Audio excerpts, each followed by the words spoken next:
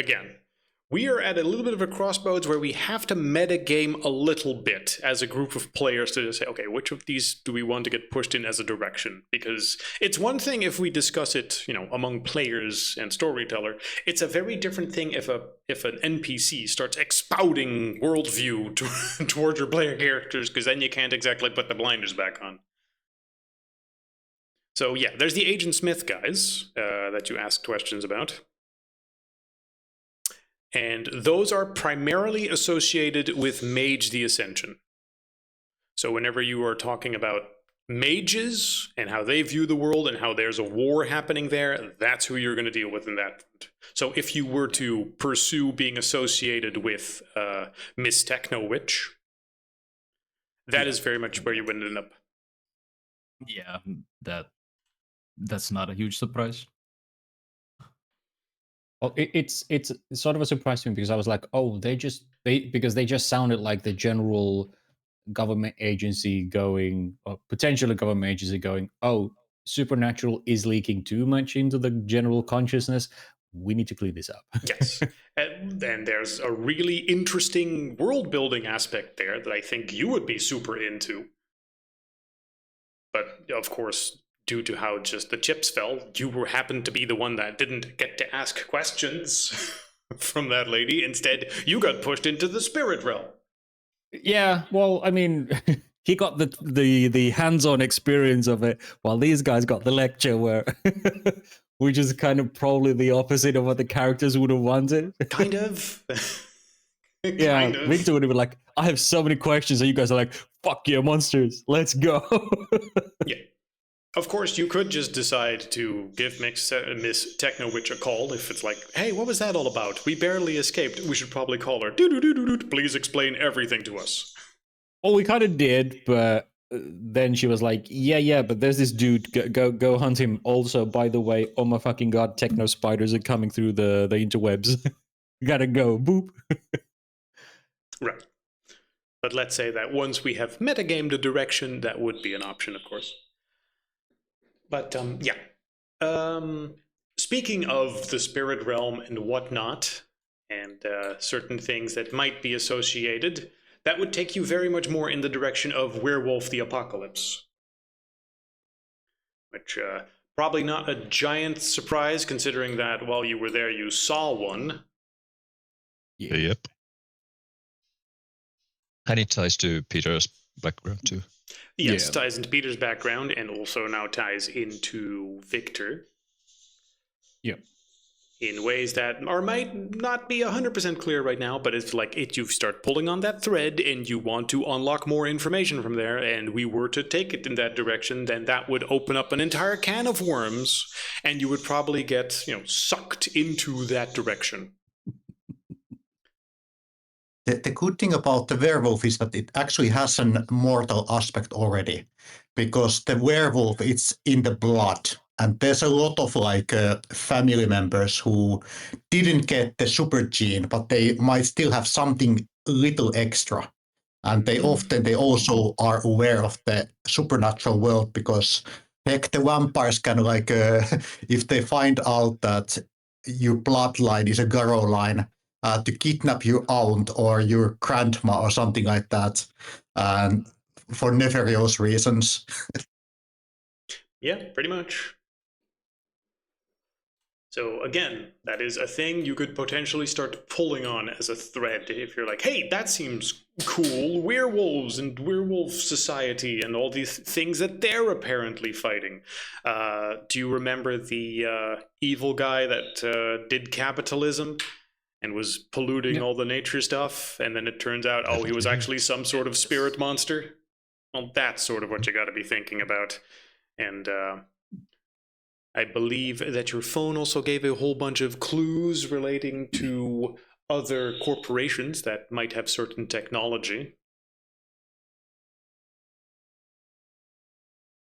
Might have gone too fast. Yeah. Not to mention that pretty much every place where that symbol popped up, that was pretty much just me saying, hey, spiritual activity happening. Yeah. Which is very much associated with werewolves. Yeah, that the spirit spirits and natives have been a stronger thread, at Mhm. least maybe from Victor's point of view, for a long time. Which is why he's so excited whenever a Native American crops up, because like, ooh, this ties to the thing that we saw that is still an unresolved mystery, and now as well to an extent relates to his very family and his own bloodline, apparently. Yeah, but not every thread needs to be pulled on, and we certainly want to avoid pulling on Oh, all yeah. of them at the same time. Oh yeah, yeah, absolutely. You know, let's call it backstory that we don't necessarily need to go into. You know, this is the opposite of what a lot of D&D has, where it's, the big bad killed my father, and then the other player goes, oh my god, the big bad is my uncle, and then the other player goes, the big bad's my dad. Yeah. But I dislike him and I want to kill him. And then one person goes, the big bad burned down my village and I want revenge. So we all hate the big bad? That's right. Ah, well, that's convenient. Let's go. We sure do, son. We sure do. We sure do. That's bad.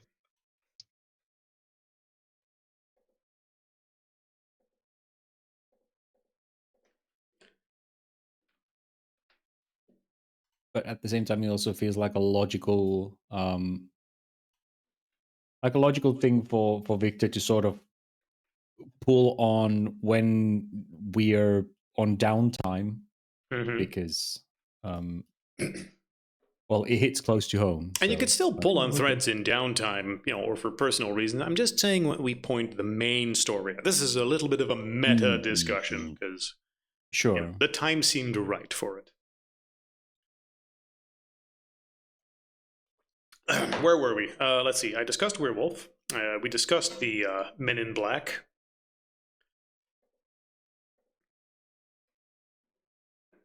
Did I not just ban you? What was that? That was me slipping from my chair like a dumbass. Oh, Okay. that sounded like someone was about to throw up. Yeah, it was like one of those. Yeah, what the fuck do you call those bars that do that? You know, when you turn it around, grown bars, whatever. Yeah, no, that was me, and the cushion just sort of slipped, and I'm like, we're good, we're good. I'm safe. I didn't almost die. Good, good. Please don't. That would be embarrassing to do while streaming. I would do it otherwise, but yeah. Embarrassing while on stream. I imagine it would suck for you guys, like, oh my god, he's dead, quick, call an ambulance, we don't know where to send it. Yeah. Yeah, that would be weird. Like, It's a small country, like just send it to You every say house that, in the but- country. would be Like- interesting, like a phone call for sure. yeah. Our GM is about to die. We don't exactly know where he lives. It's roughly in your country somewhere. No, wait, his full name, no clue where he works at, where he lives. we know We his just first know him name. by this name. Yeah, we know his Just first ask name and we around know he DMs. Yeah. Yeah. Oh, him! Yeah, well, I'll go right over there. Did you just hear the police arrive? I'm here to save you. He must like have a bicycle. Maybe that helps. In Netherlands, yeah, that, sure. that narrows it down so much in Netherlands. And, Follow Oh my the goodness, gun sounds. no. It would be like, okay, time to see if Matthias is as good in hacking as Marcus is.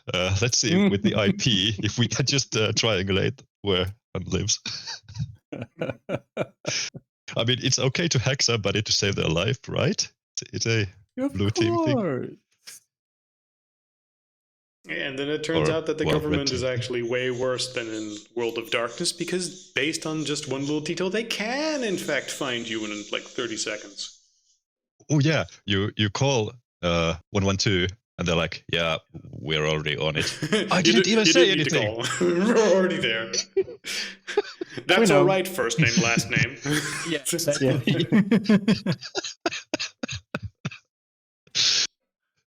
Exact address. I'm just telling you this so you know exactly that. We know. This is just me We know. flexing on that I know everything about you. Yeah. We are I mean, I think- listening to the show. We enjoy the Sasquatch. The Sasquatch. So, have you seen the movie Brazil? Because I got those vibes from this conversation. Like, you come to the agency of information and there's like a receptionist and it's you. You can go on. And the guy is like, wait a moment, don't you need to see my ID? No, I could be anybody. No, you you're could. not. You could, but you know. That was so creepy and funny. That was a good movie. Yeah, it's a really good movie.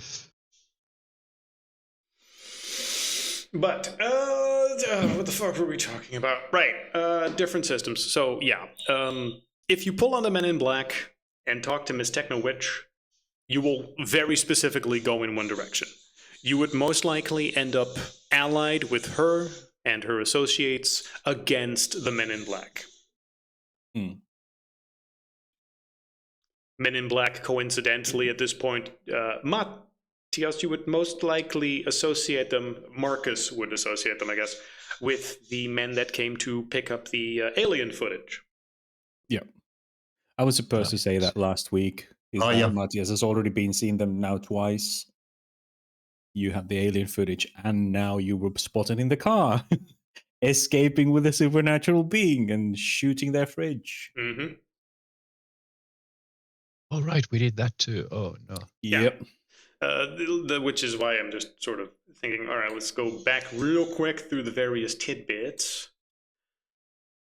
Let's see, the adventures we went through. Initially, there was the house that ate people, which is sort of associated.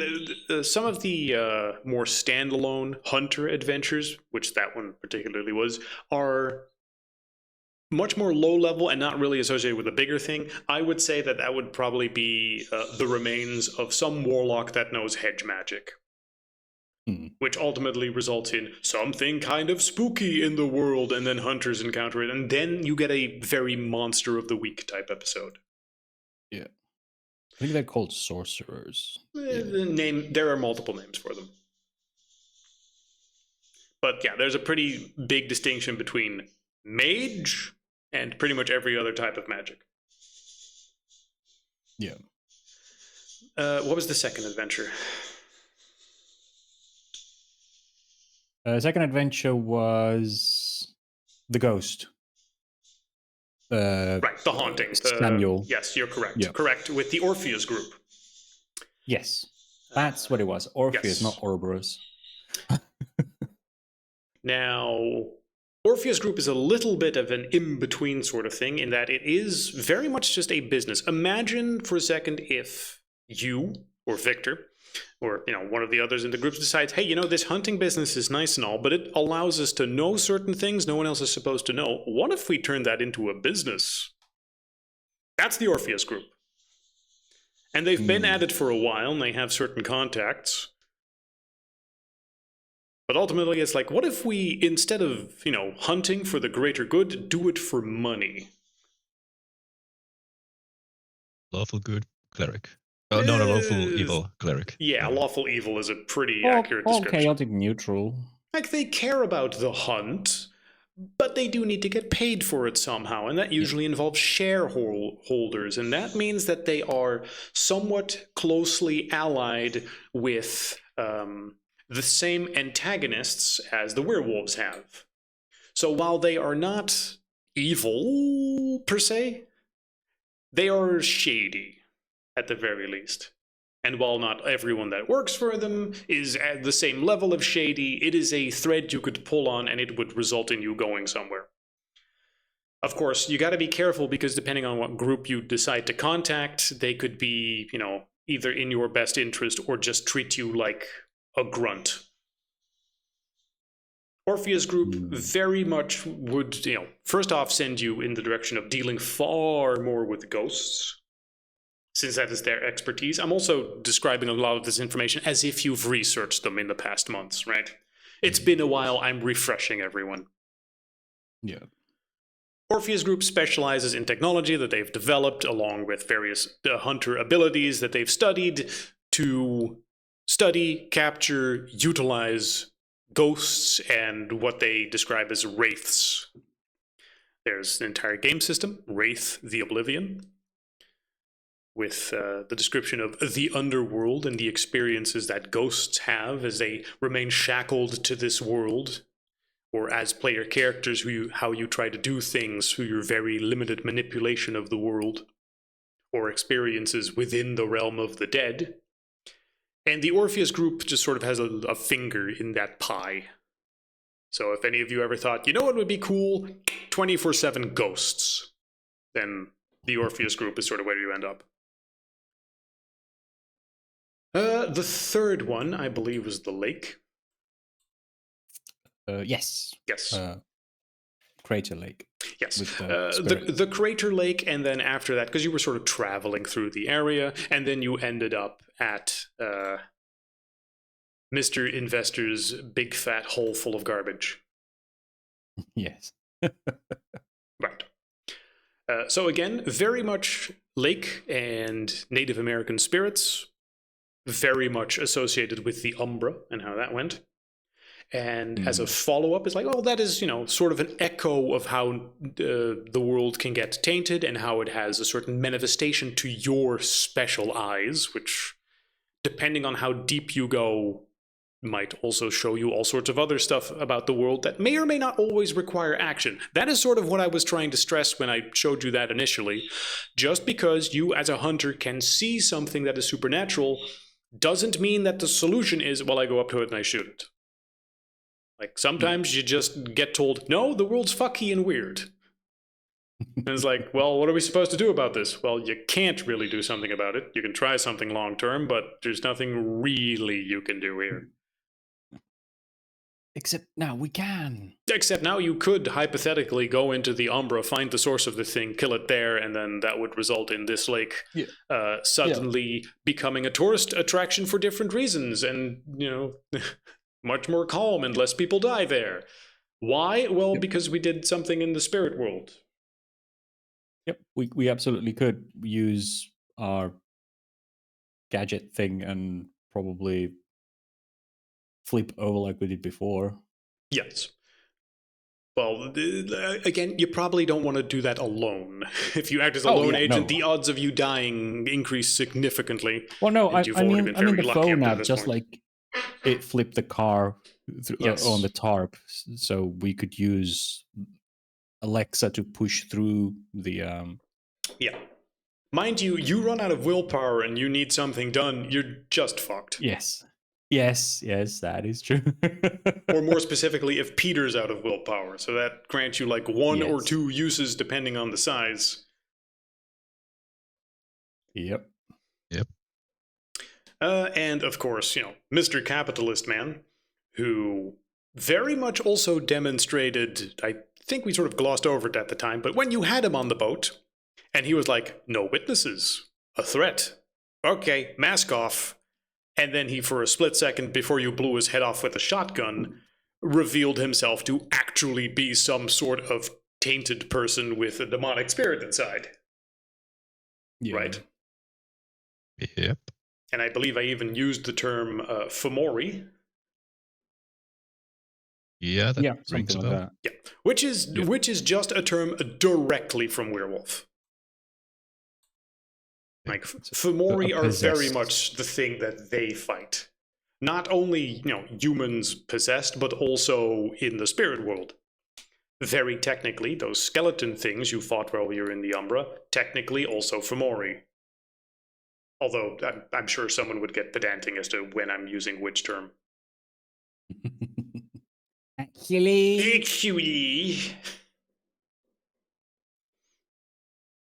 Next up. Let's see, where were we? Then there was the flamethrower thing, where, of course, Pex had his little encounter. Yeah.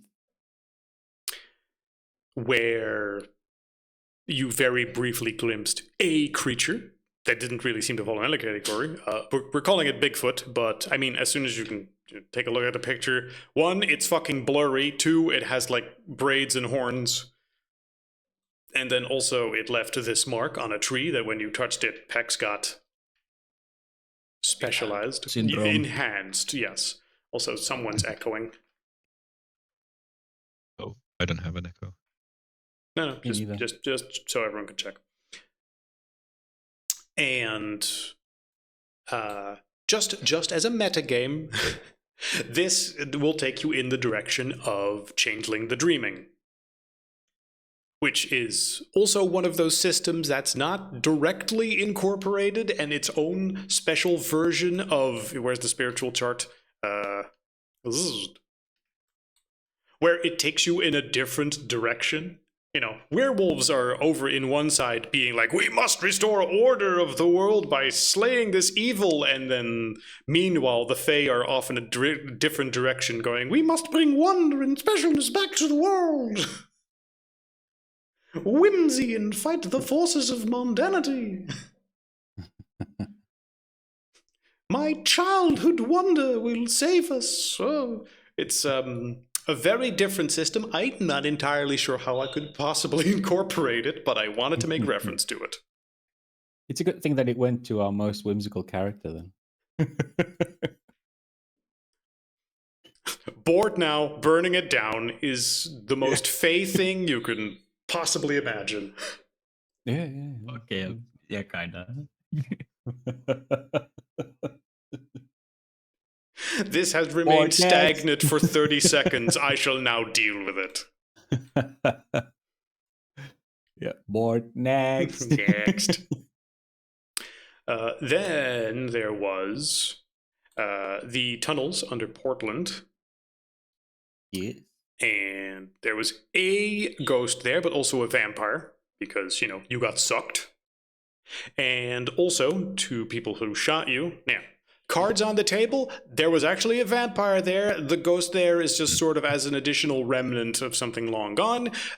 You failed to detect the vampire that was there sneaking up on you, and it got a free snack, and it was like, ooh, nice. You know, and it saw an opportunity to just sneak in and sneak back out. Haha, dumb tourists. And when it later turned out that you were a threat, he had 2 ghouls sent in who just shot you. It was like, oh, you guys are actually, you know, causing more trouble in these tunnels than we actually want. You're going to have to leave. Oh, they're armed. Oh. Well, how is this going to resolve? Bang, bang, bang, bang.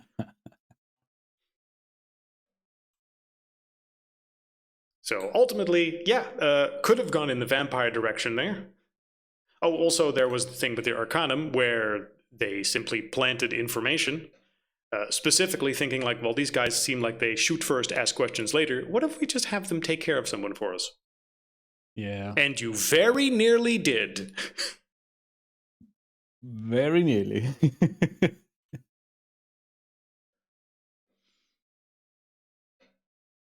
But I think it's important to, it's important to occasionally look back and like, wow, you were inches from just committing murder. Yeah. That's what we do. Mm-hmm.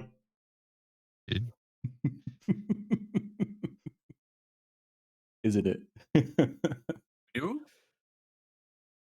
It was your suggestion to just set the house on fire. Mine? I don't. No, Pex's. Oh, yeah. I mean, I fire, just fire said it solves on problems, fire, okay? Yeah. Yeah. I mean, it would have done something for sure. Allegedly. Yes. Next up was Nevada, the gang war, where, I mean, that one was pretty straightforward with all the information you uncovered. At the core of it was the family and Granny, which had a limited amount of hedge sorcery available. You know, secrets of the flesh, to be specific, which, yes, there is a system for it described in what they can and can't do. But long story short, they got involved in the gang war. You guys pulled on the threads, discovered things, and then, you know, quote unquote, dealt with the situation. It was resolved near the end of it. Yeah. Very technically, there is still a loose thread there. But technically, yes. you technically took care of it. But yeah, that story was a lot more down to earth in that, Monster of the Week does often have a real life explanation and how various people just try to live their lives, and then it intersects, and then you guys storm in and decide to resolve it one way or another. Yeah. If you hadn't been involved, it also would have eventually resolved itself. Yeah, the gangs would have won. Yep. Probably. They just have more manpower. Yeah. But that does mean that there are also plenty of stories that don't necessarily have a larger scope attached to it. Although, like I said, there are still potential follow-ups for that, but I don't think that's really the bigger picture we're looking for, right? Let's see. Yeah. After Nevada came Utah. Right? Was it Utah or did I miss one? What did we do in Utah? Utah was the Screaming Man. Oh, Micah. Yes. Right. Yeah. Which surprised me that I didn't have a picture of him. Micah's friend, Steve. Surprised me that I didn't put it. Oh, there he is. Right. Now, let's see if you can play along with this game at some point. If all the other ones were miscellaneous systems, what system would Micah, a highly religious man with supernatural powers in a church that is yelling at people that they need to unlock their true potential? That was the demon, the falling, or something like that. Yep. Demon. You mentioned. Pretty much. As for what he was, very explicitly, I mean, you can probably piece that together. It's an angel of sorts. Or at least touched by an angel. And of sorts recruiting. is probably as accurate as you can be allowed to get it. But yeah, Demon the Fallen, and then he has, again, a wide array of stuff associated with him, including, earthbound demons that get stuck in objects and to have no warmth or compassion for humanity and simply try to manipulate the world around them for their own good. Like those stuck in an organ, for example.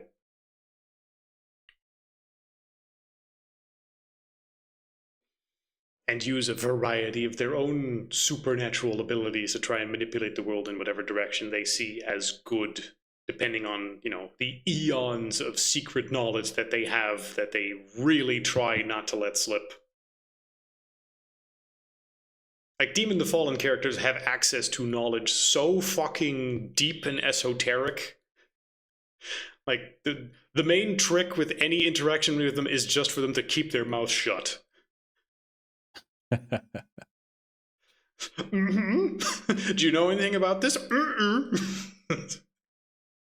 Unless they actually say the true name of something and just open an entire can of worms. Right. Okay. True names give power, so don't want to spill the beans. Mm-hmm. You really want to have a fun time, learn the true name of a demon and just accidentally say it at some point. Yeah. Whoops. But yeah, after them, there was... Did that already take us to Colorado then? Yeah, Utah, Colorado, where of course you've been, with the Umbra, of course, and the werewolf, and the tribe. Yes. And then most recently,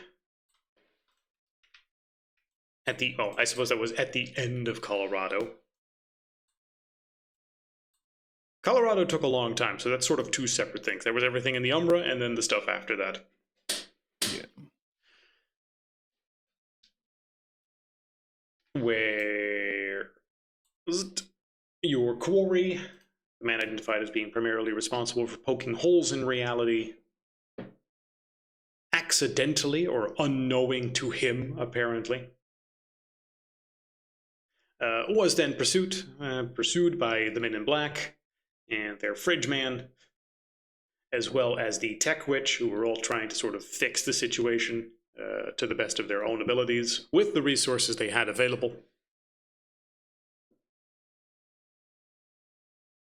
And then you guys just sort of swooped in at behest of one of those parties in front of the nose of the other one. Yeah. Fuck that shit up. And they were sad. Oh, fucked their shit up. Well, we fucked Mr. Fridge up a little bit. A little. Okay, yeah, all right, a little bit. We fucking killed him a tiny amount. I mean, thanks to us, we take full credit for the spiritual assault. He lost an arm. Yeah. I mean, you also barely escaped, so. Yeah, but we don't need to get into that. we don't need to get into it. It was a success. It was a great success. We don't need to harp on it. All right, good. All right, good. As long as we're on the same page. But yeah, I think you can see that there are a few directions that things can go in. If you were to want, you could keep things lower stake, with the adventure similar to Granny or the Ghost House, or perhaps hunting, vampires, like you did in Portland. Or you start pulling on one of the two larger threads, which would be werewolf-associated stuff or mage-associated stuff. Or alternatively, demon-associated stuff, but very much depends on what flavor you would go through. And the reason we're metagaming this is because I see an opportunity coming right up real soon where someone would spill a whole bunch of beans on one of these if you start asking questions about it. So it's sort of helpful to have this discussion beforehand so that when that moment happens, you go in the same direction. And it's not like, tell us about everything in that direction. No, everything in this other direction. Does everyone understand that? Yeah. Okay. With that in mind,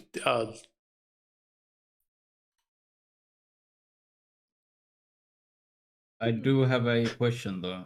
yes. Was this supposed to make things easier? Sort of, No. in the sense that I am capable of just asking you as players rather than you role-playing it. I suppose if we boil it down to one of three, it's, do you want low stakes? Well, one question at a time. Do you want low stakes or higher stakes? With a longer term antagonist. One or two. Lower stakes, higher Tough stakes. decision. Yeah, Usually, Probably. Yeah. Go on. like the I don't know. I don't think going for lower stakes would make it boring, even though usually it's more exciting to go higher stakes. And especially since, at least for me, this is the first actual World of Darkness game I've played. Maybe unveiling slowly would be better. But then again, I don't know how many times I'm gonna play World of Darkness in the future anyway. So so it's a conundrum for me for sure. So I'm really up for both. Maybe I'm wondering leading how to the helpless do lower we stakes. want to feel, I guess. Would be where I would approach it from. Yeah. I mean, and we can also, I like the world. So I wouldn't be opposed to if this campaign at some point comes to an end and we go, okay, well, if we do low stakes, we can always switch systems. It's still the same world, and I imagine those are all different in a way. But In a way. I mean, I could be wrong, but I had the impression that we switched away from D&D not because we thought that the system was written better than the D&D what Wizards could do, but we also kind of wanted to escape the superhero high stakes stuff and get something more down to earth and mundane. Well, you still wouldn't be super powered. That's if you switch systems. And even then, nothing in World of Darkness is super powered unless you play some weird twisted version of that campaign. Sure. And because there is always a bigger fish, like there is a reason one of these parties is not in complete and total control of everything. It is because there are still things beyond their scope. Yeah. Like, I wouldn't mind us staying. I mean, yeah. Hard to say. There are directions where I would want to go and where I know that would feel more natural for Victor, for example. I mean, we do have the kid kind Actually- of tying us, partially into the whole. Umbra thing. Yeah. Yeah, we Actually, do. what I'd be interested to At least know. potentially, unless we just give him to the pedophile. Okay, let's pursue the pedophile route. Maybe no. So, um, so my question to you, Buy an dear island. group, is: do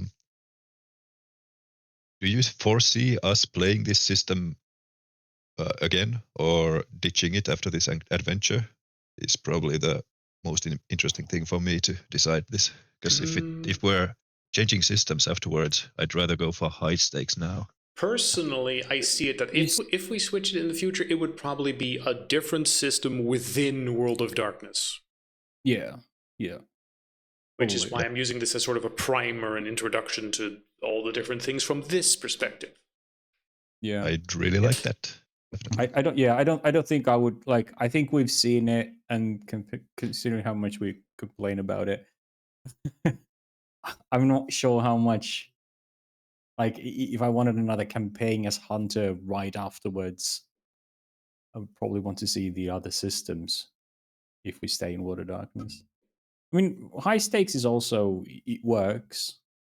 It would be It's high either stakes, it would be high threat. Like, you would be aware of the big threat, and that would focus you, as opposed to, someone got murdered on this street, and all his blood is drained. I think we might have a mystery on our hands, gang. Scooby-Doo. Where are you? The first question, like I thought that the first seasons of Supernatural were superior from the last ones, where they were wrestling with the angels and demons, such forth, and like somehow weirdly, they became like pussies at some point. I like the lower stages in a way, but I think that there's a lot of middle ground. I would like to get a little bit more into the world. Maybe there would be like a singular like a threat that we would become aware of, and then it would be for us to like think that how much do we dare to expose ourselves, because the fallback might like basically destroy us and everybody we know. Um, and yes, like I think that we should like keep this not to be like a year-long like a campaign and then switch to something else inside the same world. To be fair, Yeah, but those Scooby-Doo gang billies. Yeah.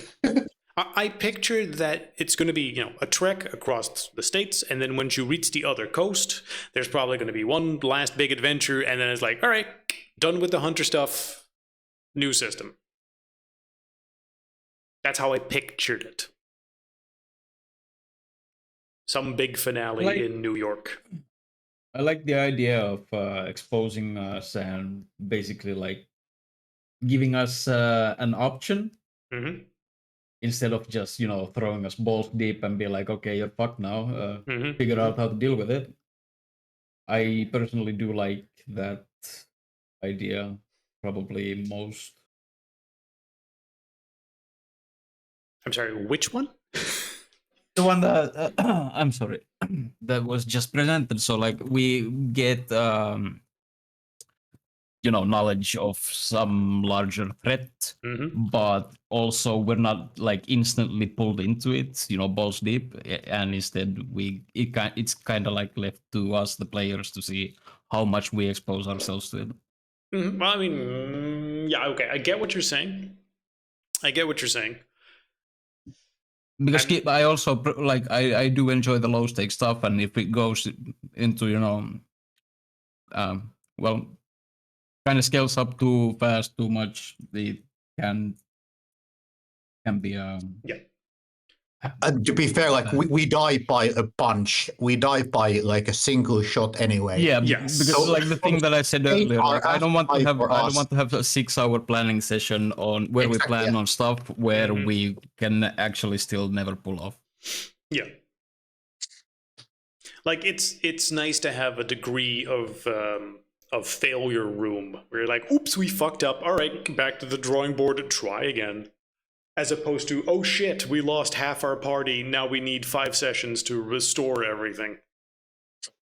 And like just an example in my favorite show, Supernatural, like also often like actually the guys were the most fucked when they were against like humans. They realized that this is not actually a vampire or ghost, but this fucking serial killer or a very corrupted police system. I have where my salt ready to exercise it, and the guy's just like, that's nice. Bang, bang, bang, bang. exactly, yeah, yeah. I mean, that is how you died before. Well, I mean, not you, but almost. Almost. Yeah. Yeah, never happened. Okay. All right. Well, that fits with some of the ideas I had. In that case, all right, that fits sort of with one of the options I had. Okay, then I will do it just like that, where I will present you with some wider knowledge, but how you engage with it is still very much up to you to decide. And then, like I said, you proceed through the various states. You get to New York, then we'll reevaluate things again and move to a new system at that point, depending on what we feel like. Yeah. Yep. Sound good. Okay. Then let's focus on where we are now, with the meta discussion out of the way. It's not so much a session 0. Sometimes you gotta have like a session re-0 to make sure everyone's on the same page. That's what I was trying to say. Okay, so you identified an Airbnb where you were going, and a ranch, Nebraska, USA.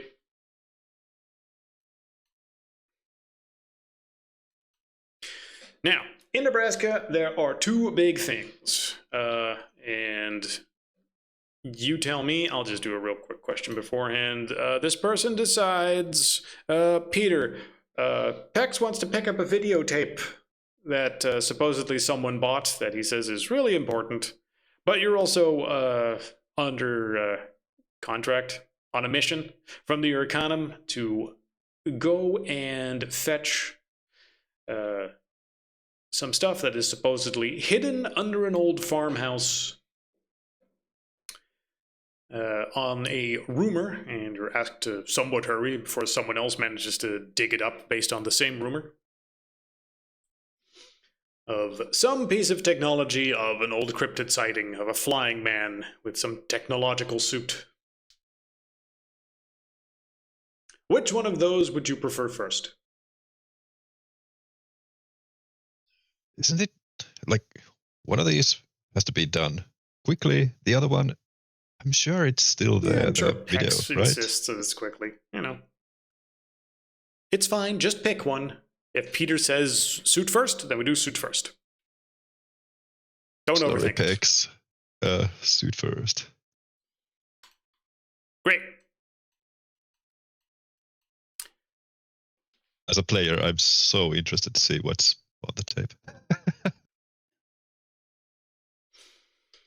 But that's as With that in mind, you would then make your way to the southern parts of Nebraska.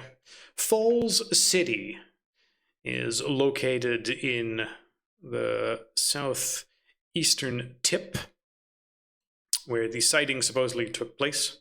Near there is a lot of farmland. some of it in active use, some of it belonging to old farms that have been dilapidated or bought and incorporated with way larger ones, or some have simply been fallow and overgrown for a long time. One of those, which has simply been a family home for a long time, which I believe I had one with just a bunch of, no, or did I have one with a bunch of pictures nearby? Might have been a different one. Where'd it go? Where'd it go?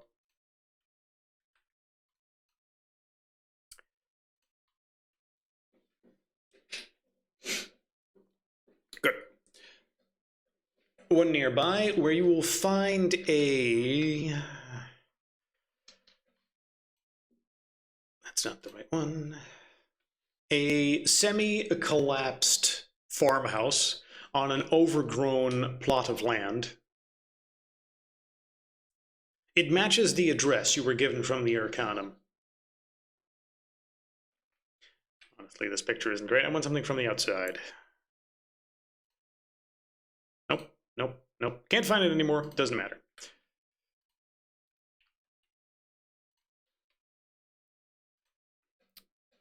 Doesn't matter. Primarily, you will see that, yeah, it looks like an old abandoned building, like someone has not been here in at least 2 decades.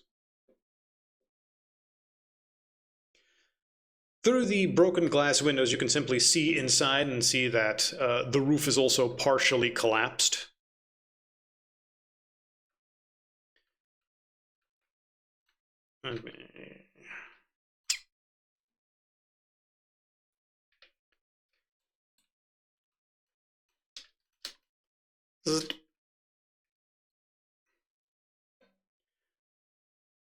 Rats and various creatures are scurrying around inside, and aside from the roof still being partially intact, you're fairly certain that this entire building will probably come crumbling down within the next 10 years. This plot of land will most likely be incorporated into one of the larger farms nearby, and then very little of this entire area would remain. It looks like the house itself is over 100 years old.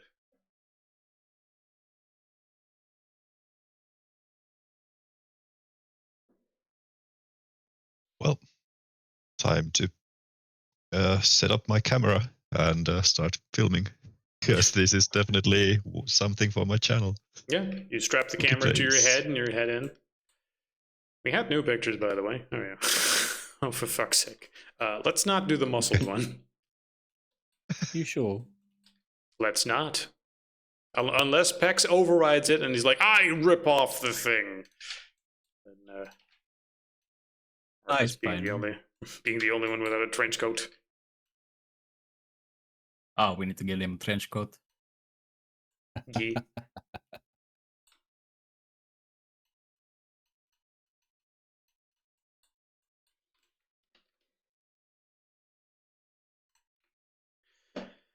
The door itself seems collapsed, but there are many windows still surrounding the place. You could easily smash one of those open and go inside that way. Or try to look through the outside, or perhaps climb in through the collapsed roof.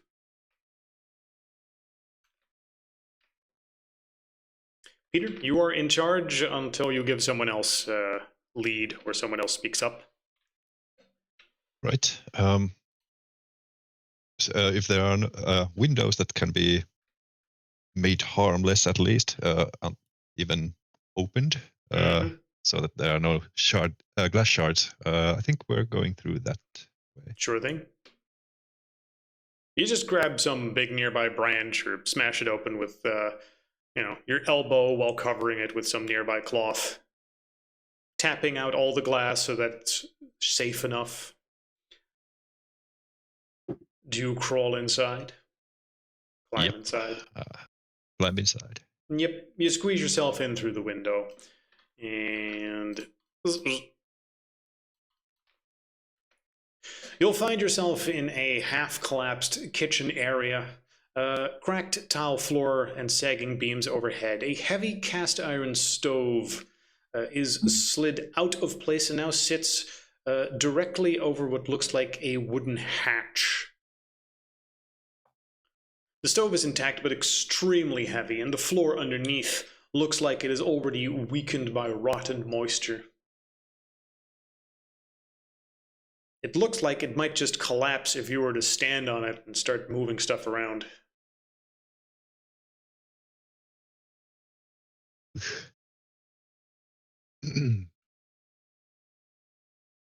Yeah, let's not move anything. I don't want to get buried here.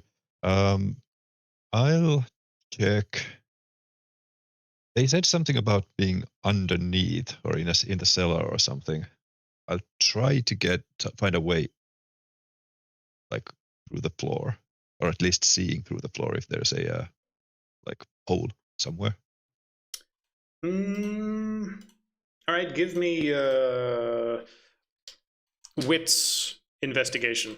Of course, this doesn't link yet to your thing.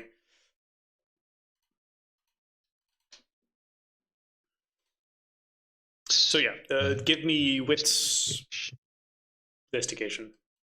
Is there even an investigation? I forget. Yes, there is. Yep, there is. And I have no successes. Okay. Not a bunch. From your current position, as you look around, it does not look like there are any convenient peepholes that you can look around downstairs, down below the floor. Okay. I try like stomping my feet down and hearing if the sound is Okay. like. Yeah. A quick tapping will reveal that, yeah, there is definitely some hollow space down there. All right, yeah. Okay, guys, it's hollow, but you can get in, but be sure, this place looks like a break any moment, so take care. Victor's going to try and look around the house to see if there are like external cellar doors that some houses have. Yeah, I know what you're looking for. You're looking for one of those hatches, where it's like... Yeah. You know, but that does not seem to be present here. Okay. I mean, if it's hollow and it looks this garbage, maybe not have the entire group of 400 pounds of muscle, and looks at Marcus and Pex, along with us have fun. standing on rotten floor. Marcus jumps up and down. Yeah, Victor's not inside. He's looking in. He's like, yeah, maybe not have all the 2 mountains of muscle like in with both of us in there. Like, if that floor's hollow and it's this rotten, we'll all go through.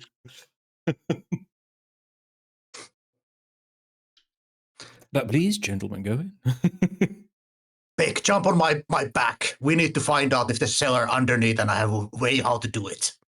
Darling, me riding your back Crashing is through not that. going to help us if the floor gives out under us. That's the problem. You wanted to find the cellar? I think that is the way to find the cellar. Then Are you trying to by all dive means. bomb into the cellar?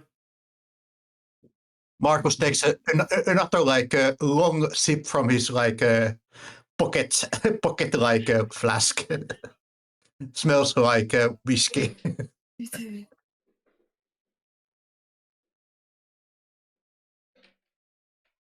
All right. Wait, just pick up drinking. Well, okay. Meanwhile, Victor, what are you doing? Victor's looking from outside at these two big, well, I guess 3 big guys going inside, and he's like, yeah, that floor's not going to be able to carry us all if it's hollow. All right. And this place looks like it's about to come down. Yep. He doesn't want to add to the weight.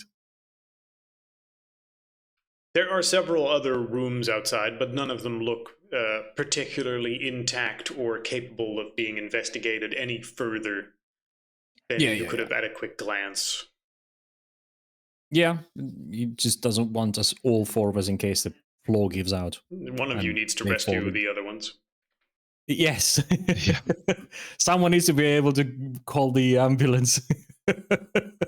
I will walk out on the fireplace and open it up to see that, like, when has it been burned the last time? The fireplace will look like it was. How would it look like?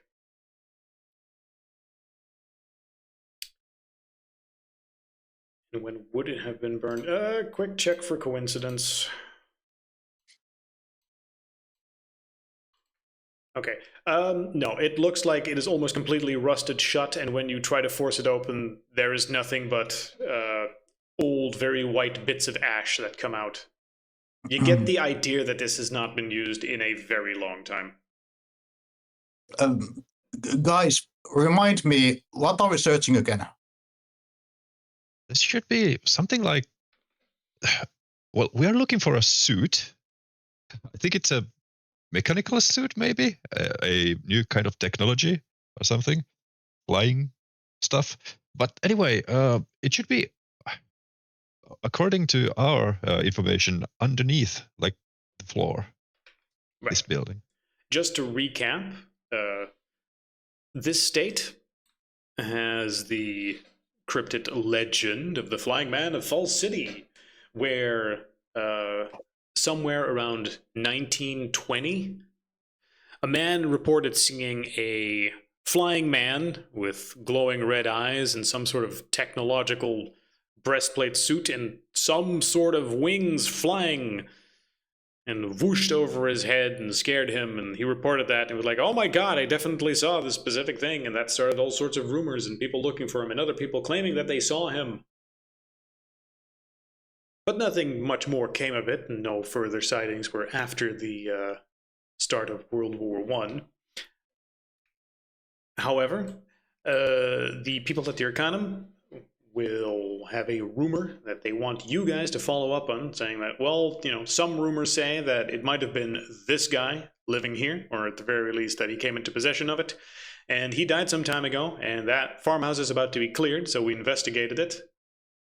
And we sort of want you guys to do a sweep, just to make sure it's, you know, it's probably there, probably could be nothing, but, you know, just so we have checked. So Go if there, I check for was a something. wingman, like a Batman, where would I hide the suits?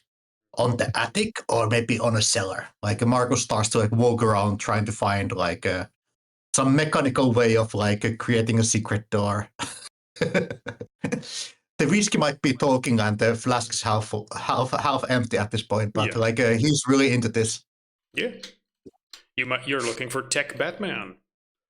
Yeah, that's I'm gonna pretty take cool. a more supernatural approach and try to discern if I can find anything. Okay. Between the two of you, if you activate your discern, is it active at all? Since it does sometimes fail. Yeah, let's see. Trying to figure out where my zeal is. Going once, going twice. Other traits, 1. Where are you, Bruce? Where are you? Nope. Okay. Marcus. Got a fucking grasshopper in my eye. Apparently, yeah. No, you're busy staring at rats the entire time. Being distracted, looking at all the rats if they're not secretly vampires in disguise. Marcus, would you mind giving me a perception technology sort of thing? Yes, perception technology. Yep, let me just re-logging to Roll20 because it keeps tossing you out. throwing me out. Keeps happening. I mean, rats are very sassy. We had problems with rats earlier. This is so true.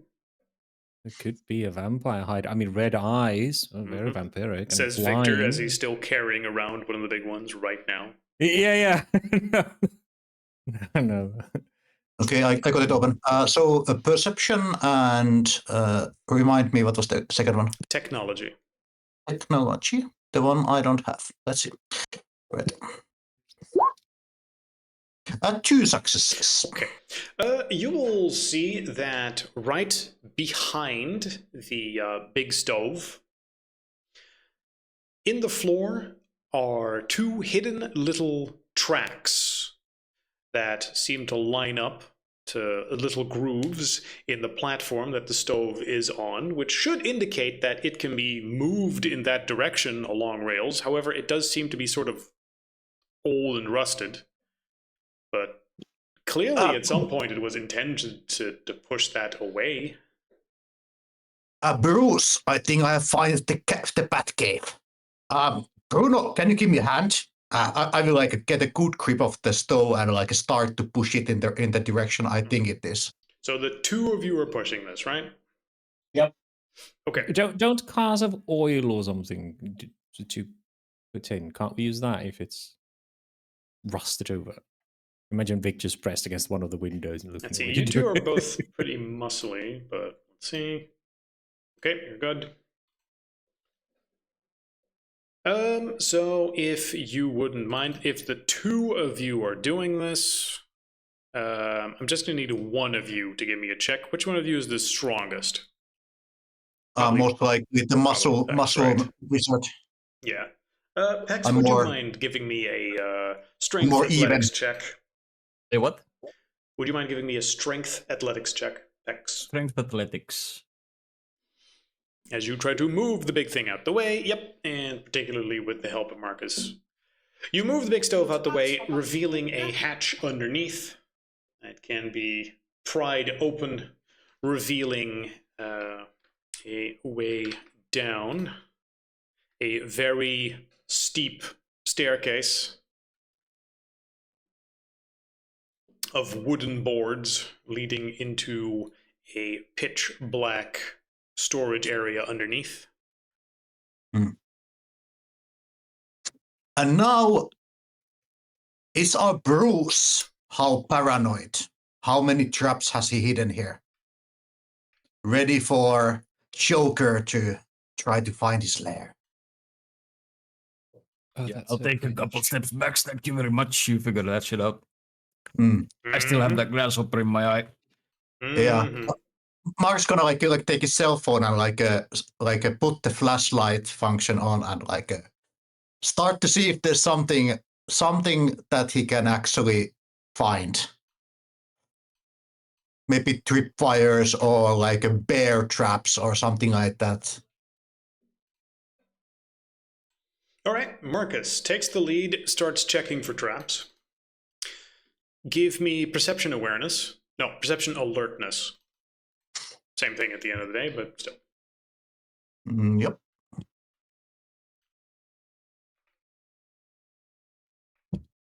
Also, what's your light source? Basically the cell phone like a light at this point. Okay. If it's not enough, I'm sure we have like a actual like a flashlight in the car trunk. Yeah, I know. Just for the mental picture. You're using your phone to illustrate this place. The stairs are very steep, but very slowly. You should be able to descend with no problem. I do have something long, like a stick, and I'm poking it strongly, like each step before stepping on it. Yes. Assuming also that you go down slowly and carefully. Plenty Yeah, of the steps seem like they are worn, but enough of them remain that you can just use them as stairs and make your way downstairs. And then a question, I thought it's just art, but there's like a bunch of rats who seem to be all dead around the stove. Are they actually there or not? There's just a bunch of rats that live in this building. Okay, because dead traps would maybe make me to think about the poison or something like that. True. But you don't think there's anything particularly poisonous to you right now. All right. At least they tend to eat stuff and die. Yep. But yeah. You make your way downstairs. Great. Let me...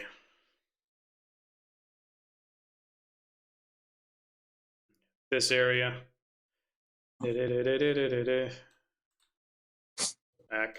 Also, just in case Roll20 does that thing again, where all of a sudden the layers are different, do let me know. Anyway, you see Marcus disappear into the hole. And, let me also just say, match. Marcus, downstairs, using your light, on your left, you will see a little rope. It seems like it connects to some sort of pull light. All right. I'm not gonna pull it, Okay. The area remains steeped in darkness. except my flashlight, Except cell phone. except for your cell phone flashlight, yes. Okay, I'm gonna give a minute for my eyes to adjust. Yes. That's fine. With that, you take a while to take the entire place in. It seems to be a rectangular, about 20 feet by 30 feet basement room. A low wooden ceiling supported by 3 support posts. There's some old crates, some coal sacks, some broken farm tools scattered across a dirt floor. All right. I am going to see. It's a basically ground floor, right? Yes. Sand. Yes. Sand and dirt. Okay. I guess that there's not like any footprints on the ground if I like kneel down. Investigating with just your flashlight and kneeling down, you don't immediately see any obvious footprints. All right. I'm just gonna like basically like yell up that okay, it seems to be quite safe. It's a warehouse room Okay. with the door on front and Yeah. seems to be like a hole more down. Checking in the low lights condition, all you see is that the center area has a board covering a hole in the middle of the basement. Right. Peter, did you have like a good flashlight on the car? Could you bring it up down here? Or somebody?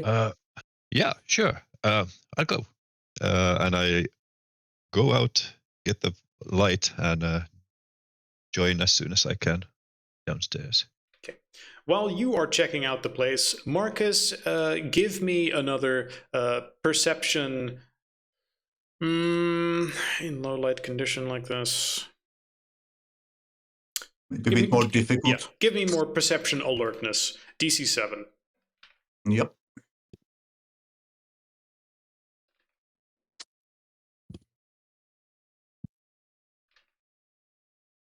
No successes. Yeah. I stay put and wait for the light, mumbling something about where is the traps.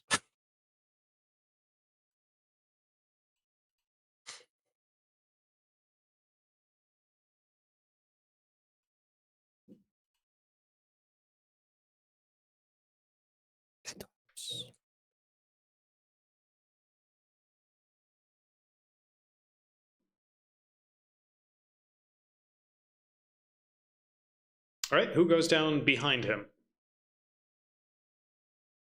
Going once, going twice. Peter, are you? Soon as I get the flashlight, I'll go down. Yep. Peter gets the flashlight, goes down. Pex, are you staying up the stairs or going down? Better to stay upstairs for now. Okay, staying upstairs. Victor, are you staying outside? No, I'll go down. It's just once the load is lightened from the ground floor, will All I right, come in? And great. just a precaution. Yeah, it gives me an idea of where everyone is. Important in Yeah, case questions arise. With everyone established, yeah. With the increased light, Peter, you're also taking a look around. Give me another perception alertness, DC 7. Does Victor have a flashlight, by the way? Don't think so. All right, so just his phone, and you're in the back, so you're not particularly helpful either. Okay, great. The two of you just don't see anything beyond what I've already described in the darkness. With your flashlight, yeah, I know, looking around. Yeah. There might be additional information, but you're not getting it right now. Mark's gonna move on the door, on the side, and basically like poke it open with the stick if it's not locked.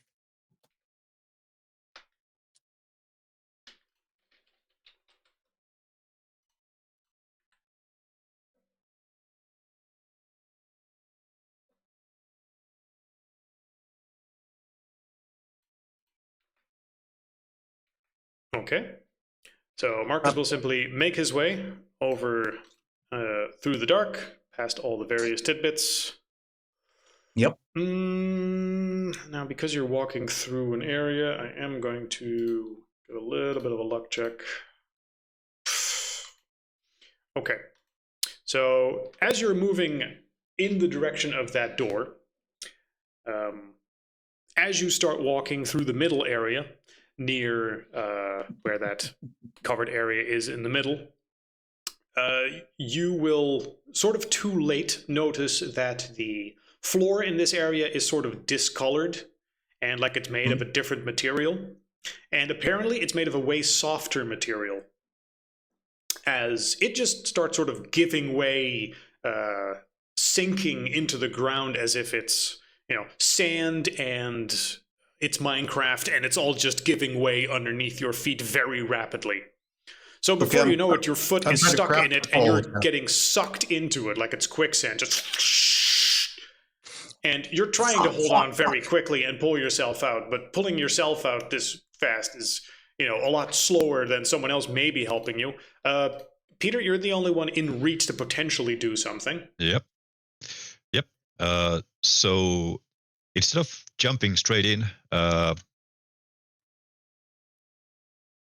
take my coat and I whip the end of the trench coat to him and try to pull him out as a rope, with using the trench coat as a rope. I also have the stick in my hand, so I can basically just like. Oh, sure. Yeah. Just Okay. hand it over to me. And you reach. Okay, that's probably faster. You reach over the stick in his direction. Go, dude, help! Marcus, since you're the one reaching the stick and then holding onto it, give me dexterity, because you're trying to aim it in his direction and not let go of the stick and also not toss your phone randomly and get your foot stuck in. Dexterity athletics, as you're trying to sort of, let's call it a dex saving throw yourself from getting sucked all the way into this thing. Okay. Not good. Oh, not good. no. Okay. So you get sucked down further and further, and I'm going to say you take... I'm going to take a big breath if it seems that I'm going under. It doesn't look like you're getting completely sucked under, but you are getting... of course, there's not a D3, is there? No. All right. That means it's this -1. Seriously? Okay. So that it means that you don't end up taking any damage from it, but you are stuck. Up to your chest. One of your arms is covered in the sand, as this entire area just sort of shifted, as you can feel your feet somewhere in an open space, somewhere in the general direction of this hole. But yeah, just except for your head and most of one arm, you are now just buried in sand here. Motherfuckers! Fuck! You're stuck. Help me out! Hey, somebody! Get over here! Yeah, I'm right here. Just jump onto your belly and hold onto his hands, and I'll hold onto your ankles and hopefully be able to help somehow. What's going on down there? I'll go head first into this quicksand. That sounds. Martin's thinking into a trap. He walked into some sort of quicksand.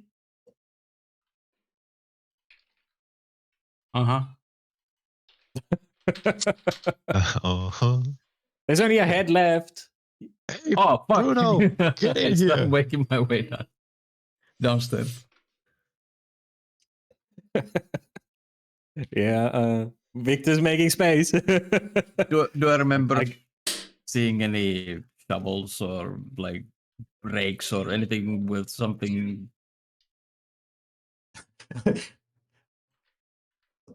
More reach in the house or outside the house or somewhere. I mean, there's a chair up here and a table. Sure, I'll take a chair.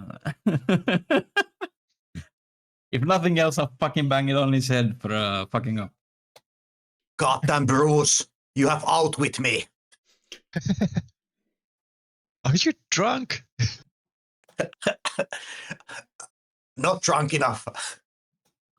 as he takes one of his hands and smears some dirt on his face to like force his cheeks. It forms a smile. Damn it, Bruce. Mm. It's all a big joke to you. But yeah, so I understand Bruno takes a chair, comes downstairs, knocks the others out the way, I guess. Mm. Reaches over to Marcus with a chair, and then tries to pull him out with one hand. You are very strong, but this is a difficult check, so... can you hold on in a way that would get you pulled out? I'm confident you can pull him out, but it might take a little while, so speed. So Bruno, give me strength with athletics. However, give me a DC 8, since he is quite stuck, and you're not going to pull him out fast. And...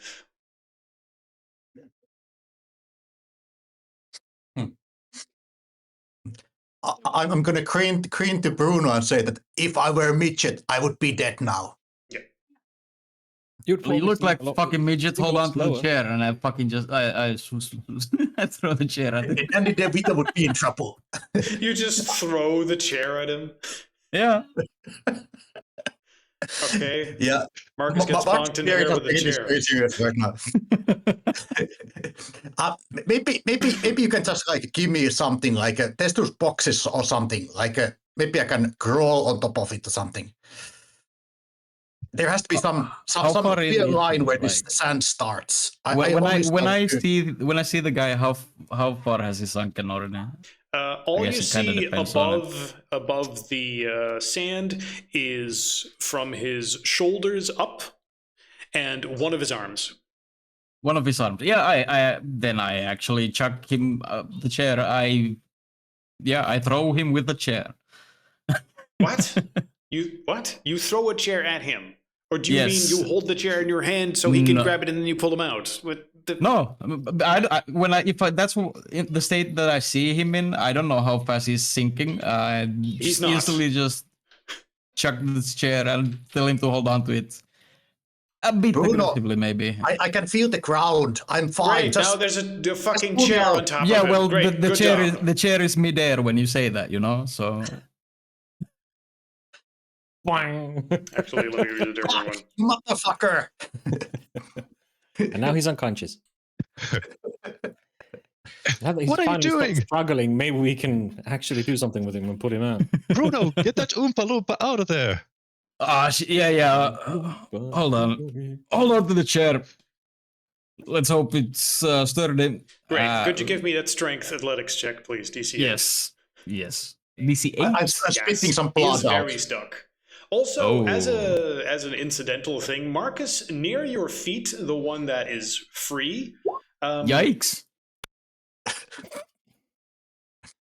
Okay. Oh, that's a botch. You push him down. Holy crap. How? Don't lean on him. Bruno, don't lean on him. You're supposed to pull him So- out. There wasn't even a bridge. I'll be dying here. But we're not here. Well, I mean, It's a land bridge. I It's a land bridge stumble. over a river of sand. So. My shoelace is open. I take that little fall and Yeah, I catch think- myself. no, I'm gonna say, yeah, you stumble, you don't see anything because it's quite dark down here. So, yeah, you stumble and you smash on top of his head with the chair, pushing him deeper into the sand, and then you'll hear more sand shifting as he goes.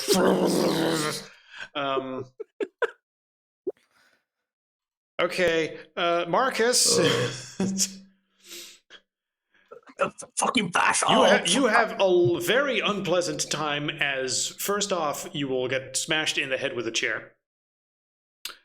Then you will get pushed further down into the sand where you will be panicking and sort of Trying to joking for a kill while. me. Then you will find yourself in an opening over here where you will scramble to your feet. And the soil is much looser, as it seems to have disappeared in some area underneath you. And You are surrounded in a dark. Would you still have your phone? Luck check if you still have your phone. Less than five or less. You just nope. It's somewhere in the dirt. But you're alive. Somebody else help me out. Get rid of Bruno. It's gonna kill me. Yeah, you start coughing. You find yourself freed from the sand, able to breathe again and somewhat move. It's very dark. You can't see shit. You can sort of move around, but it'll take a little while to dig yourself out of most of the sand surrounding you right now. You think you see like the glistening of glass jars around you, with the tiny amount of light coming from the flashlight from the other guys. Like, is it like same level, or did I actually fall somewhere deeper? You feel like you've gone down a little bit. Okay. Can I still see the ceiling of the cellar? You see what looks like a few slits where light of a flashlight being aimed around a room is above you. Like there's a wooden board above you. Okay.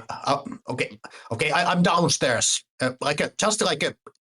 Get me some light. I lost my phone. God damn it, Bruno. I'm bleeding. Yeah, you took 4 bludgeoning damage, by the way. Yep. Not that I think it's a giant problem for you, since I think you heal fast, but yeah. 4? He took 4, yeah, because he pretty much just got smashed in the head and then choked underground and panicking forced himself out after getting nearly crushed by it. Not to mention cut up by some other stuff, but, let's not go into specifics. Yes, he got hurt by it. Yeah.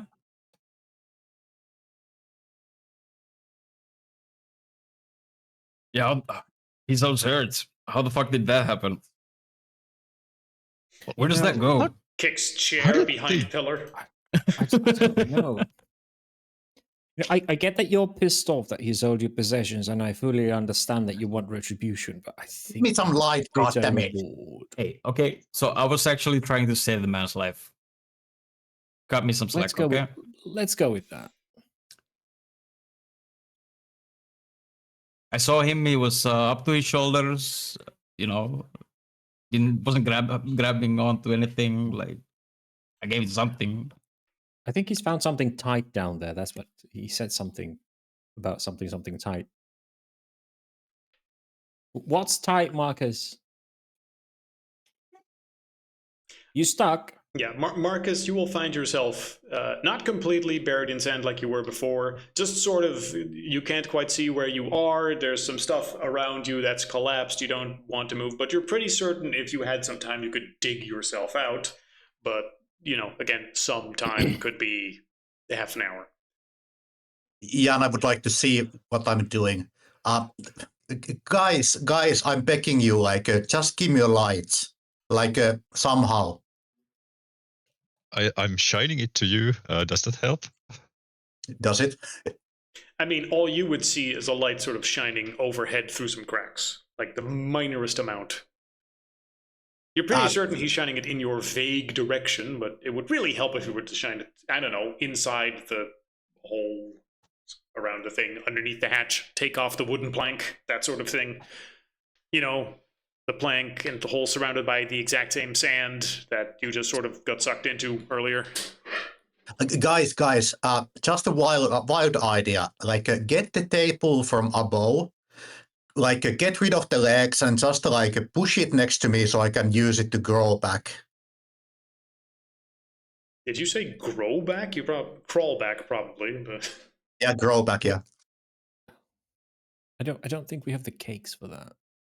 Cakes? So grow back. It's Alice in Wonderland. Growing cakes. Okay. Yeah. So is he stuck in the sand, or has he slipped past the into the hole? You no longer see him above ground here, and you hear his voice coming from the hole in the middle. Every second word's a curse word. Oh, I think there's another layer. Sounds coming from down there. Little Timmy stuck in the well. Should we uncover the hole and see where he is? Who wants to see what's behind hole number 4? We got shovels, We buckets. I mean, it looks like it's covered with a board. How accurate is yeah. the depiction? Let's It's pretty well accurate. let us see. Yeah. Do we yeah, find let's a see what's shovel under in hole number 2. the cellar? I think there's one right there. Yeah, that's is it- what is I'm it right Go there? over the trough that sinks. Hmm. So, is there a shovel? I could start shoveling. Is there I mean, you see a shovel. It's on the other side. Yeah, just go Yep. around. Yep, I'll try and go around and see if I get Okay. pulled in. So you go all the way around, avoiding the Yep. middle area. Mhm. Let's just say you shimmy along the walls. Yeah. Okay, you shimmy yourself along the walls. Small luck check. Oh my god, it's a 1 again. Yeah. And Okay. then there's 2 of us. Yeah, then there were 2.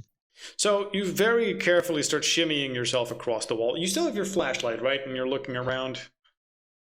Yeah. Yeah. On one of the crates, as you shimmy around, just before you also encounter something, you will see in chalk, in big bold letters, it says, like, be sure to distribute weight in this area! Exclamation mark. And then you go, I wonder why that is. And then one of your feet will also go, you know, uh-oh. And yeah, sand and soil will start shifting away underneath you. And I'm just going to check how far you get sucked in. What percentage do you get sucked in? 30%. So that would be like up to your crotch. Yeah, as you just go, and Marcus, a whole bunch of dirt sort of gets spewn onto you from somewhere in this direction. And Peter, you will just find yourself sort of stuck up to your crotch in soil. Yo, extend the shovel. Quick, Bruno, I'll pull you out.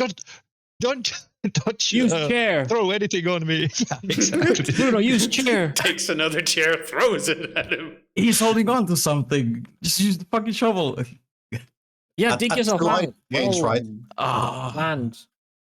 I'm just starting to I curse like I need new friends. I really need new friends, and I start to climb up. So no help appears. Nobody gives me anything. No light source giving to me.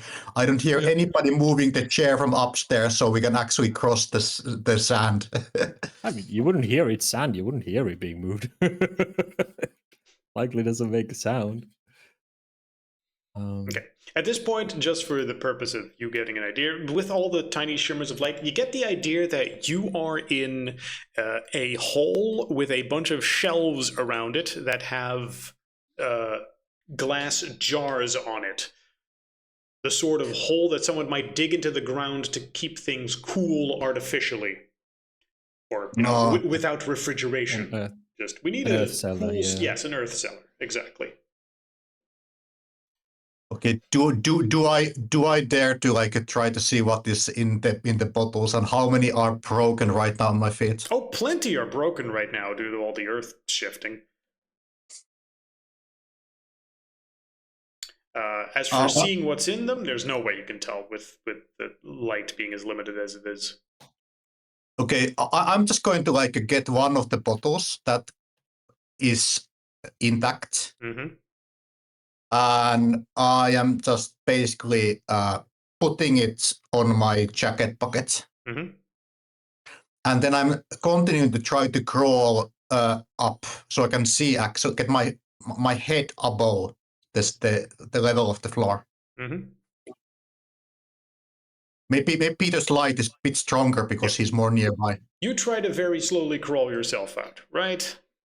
Yeah, trying not to break more glass, try not to the glass is a worse. big factor in the damage you took, since broken glass that you're being dragged through does sort of suck. Peter, don't know if we determined that you reached the shovel quite yet. I'm going to say you did, so at least you can throw it to someone.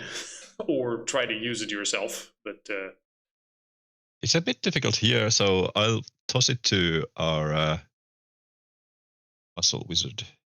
Don't give him Just more hold on to it. weapons. Just hold on to it. I'll pull you out. Sure, okay. I'll hold on to it and let's see if you pull me out. okay, you're kind of far away, and this thing is not long enough to reach all the way over to you. Huh. So you gotta come here. God damn it. So because it's a pretty big room, you know. I described it as like 20 by Yeah, 30 feet. I know the picture sort of condenses it. Yeah, it does a little bit. I guess I'm How about you take throwing the chair a and box. poke the dirt and see where Poke- it starts sinking? Like, feel for the weak spot. He's already sinking. I'm just going. I'm grabbing one of the crates and Yeah, I'm well, you- tossing it in front of me somewhere, climbing on top of it and trying to reach the shovel.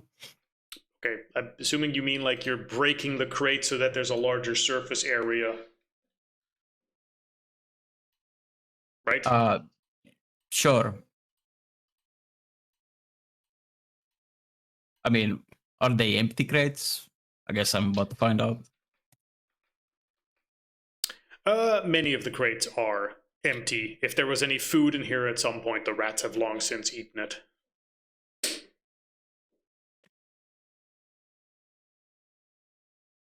So yeah, you smash open a crate, create some surface area with some boards, try to use that to distribute your weight. Let's just say broken crates.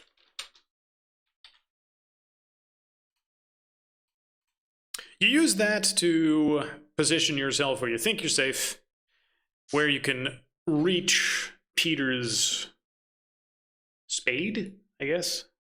Shovel? Yep. Grab that and pull him out by it, right? Yep, that's the plan. Great. Give me another strength athletics check. DC. DC 6, because he is not as stuck as Marcus was. Great. You pull him out. You quickly move back. Peter jumps over the crates, and you're back over here, shovel in hand. Yeah. I start shoveling. Shoveling what? Just throwing any loose sand away from the fucking middle. The ball is probably choking somewhere down there. I've been trying to do like think like to You can myself hear him that talk. how the hell does the shovel help in this situation? You just need to get me Yeah. something so I can push myself I can out. hear some. Yeah, I can hear some muffled bitching. Yeah, underneath the sand. So you decide to start digging towards him. Is that right? Yeah, but I'm not like stab digging, okay? Just to be sure, okay? I need Just new all friends. of a sudden, just stabbing in Marcus's head, just creak. I think I found him. There's a lot of blood on it and brain cells. Like kind of like wading through the sand, you know, like it was an oar or something.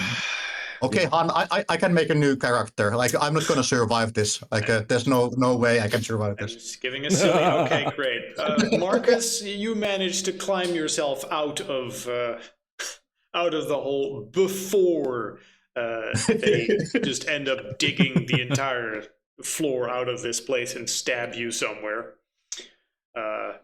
You know, balancing on a bunch of planks, pushing yourself up. You push the plank covering this place out of the way, and now you can just see Peter using his flashlight to illuminate this place in your direction. Okay, I'm gonna you pick a bottle from my pocket and like see what the hell was it. The bottle seems to be at this point some sort of pickled foodstuff, but it seems like the contents has turned completely black. It seems like it really was just a earth cellar where various foodstuffs were being kept in glass bottles to be kept cool. Okay, Mark's gonna give like a long relief sigh of relief that he was sure that would be like some biohazard or like something fucking nasty.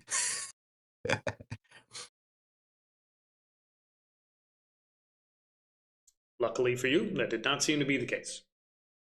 Okay. Can I figure out the quicksand? I mean, you've spent enough time down there just Yeah. being part of the experience. Yes, it seems to be that the earth cellar that you just found yourself in was just very straightforward dug at some point, because it's just a big pit going all the way down with then a bunch of shelves that you store stuff in. At some point, through water damage or just rot in general, some of the soil made its way through this place, and when you stepped nearby, it just gave way, and one of the planks in the earth cellar just gave way and just sucked a whole bunch of soil right into that underneath cellar, taking you right along with it. Okay, so less Batman and more of Marcus being really unlucky. Seems so. Or Okay. maybe both. You know, Okay, the okay. best Batman trap is one that you don't know was a Batman trap. Yeah, I'm gonna figure out a way of getting out of the sand. I guess it's not moving so much anymore after it's being already like being. It went down by the gravity downstairs already. At least a bit. Yeah. Okay. I'm gonna use the boxes and like various ways to like try to get myself out of the middle section. Yes. Moving very carefully over the broken crates, you can get yourself out of the middle section. Where do you want to go? I'm gonna head on toward the door where I was originally. I'm going to say if you just put this plank that you had in the middle and you put that over there, that'll provide something to distribute your weight and you can make your way over to the door. I was thinking that I could like basically like break those grates and like throw them like around to create like kind of flooring that there will be a lot more like area That's to hold fine. my mass. Something to hold that, to stop constantly fucking slipping. You do that, you make your way over to the door. Okay, Peter, can you show the light on this direction? Yeah, of course. Okay, and I'm gonna fuck my phone. Okay. Can somebody call my phone? I'll You want call to it, pick it up? or somebody call. Okay, I'm trying to find my phone. That's gonna take the next hour.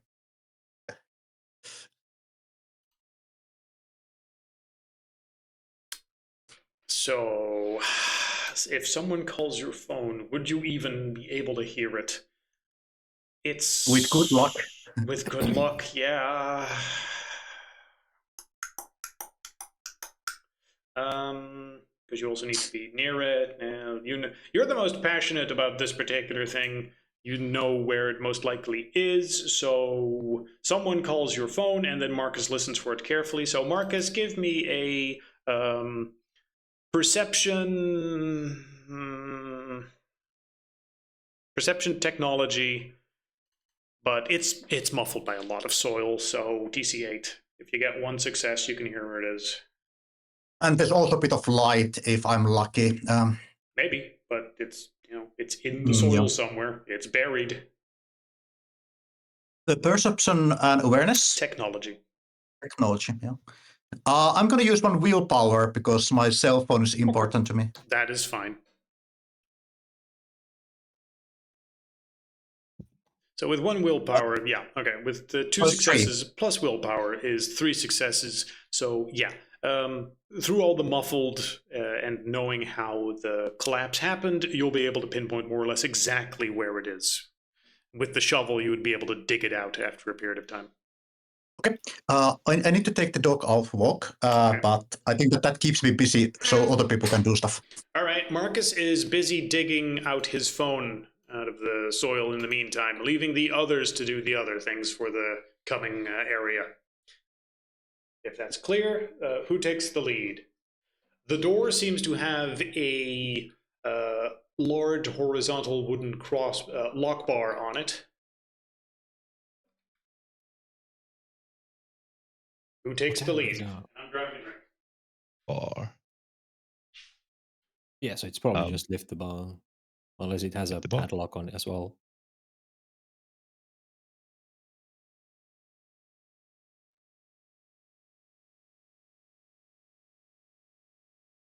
Well, Marcus looks like he's got this situation under control. Oh, he's a little brain dead at the moment, so He's digging for his phone, but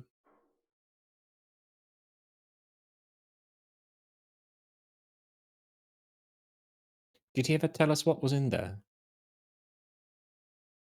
Or did he just climb up cursing? Yeah, it was. And something about tight. Yeah, something. Hmm.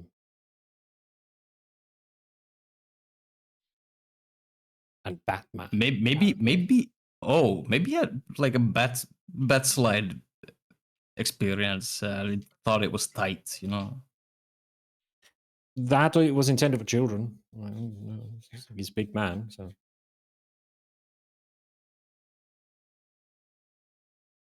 I wonder if it was. What are you talking about?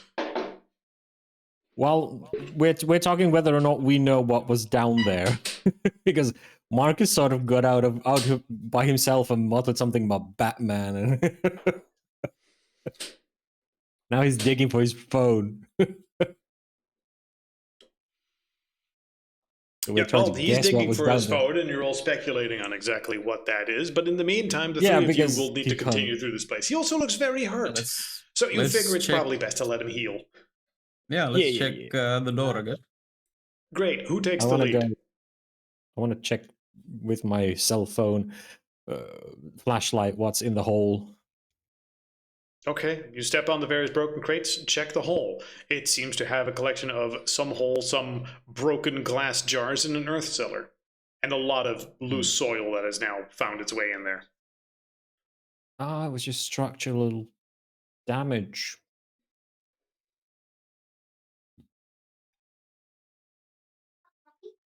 Yeah, Oh well. seems very straightforward and mundane. Maybe the thing we're looking for is down there. That's where I would bury it. well, give me this shovel. I'll start shoveling even further. I mean, go see the door. I mean, could also be over there. Just a Can you bar. shine the light so I can see? Maybe. Sure. Yeah, he shines the light. There it is. Oh yeah, you have a light as well. Is there a lock on the door on the crossbeam, or is it just? There is plank. simply a large iron padlock, sort of in combination with the Does it look crossbeam. old? As old as the house? It looks about 50 years old. Large iron one, not particularly special. Also pretty worn at this point. You could probably just bust it open with something. Yeah, I mean, I'm still probably holding the shovel, so might as well try with that. Yeah, that's fine. I'm confident in your ability to just whack a lock. So yeah, you smash the padlock open. It'll break pretty easily. You slide the big bar out the way and open the door, which will open into what looks like a big black tunnel. Let me see if I can get the description correctly for you. A narrow, 5-foot wide, long tunnel where the walls are covered in thick pipes that run along both walls and ceiling, bolted by heavy brackets. Pipes? Pipes. Okay. Do they come from like up to down or? Well, who's in front? Probably Pex if he's I'm opening the guessing it's me and Peter. And He's you're got the light, shining. I got the shovel. Yeah, and you're shining your light in that place. So as you go down that place, quickly you will realize you are standing on some sort of grate. And the entire hallway seems to be, well, as you can see here. Yeah. Okay. Oh no, Jackpot. Who's in front? numbers. Since it is not a corridor you can easily maneuver yourself around, it is very narrow. Who's in front? Probably the guy who opened the door.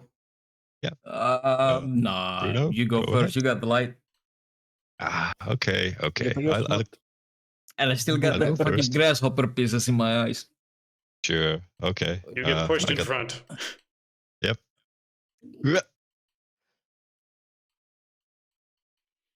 Okay. Peter gets pushed in front. I'll keep my eyes out for anything hazardous. Well, I mean, it all seems a little bit out of place. A little, but yeah. Yeah. For example, those like beaming vents. Mhm. I'll keep my eye for any Yeah, hot several steam coming circular in. steam valves are mounted waist high on the right wall, evenly spaced from entrance to exit. Above each valve is a pressure gauge. The floor is steel grated, allowing glimpses of steel pipes running below. At the end area stands a heavy metal door, sealed shut with a wheel handle lock and a thick rubber pressure gasket around its edges. Steam hisses intermittently from various joints along the hallway at pipes. Peter, you're in front, so give me perception awareness as you try to take more of it in.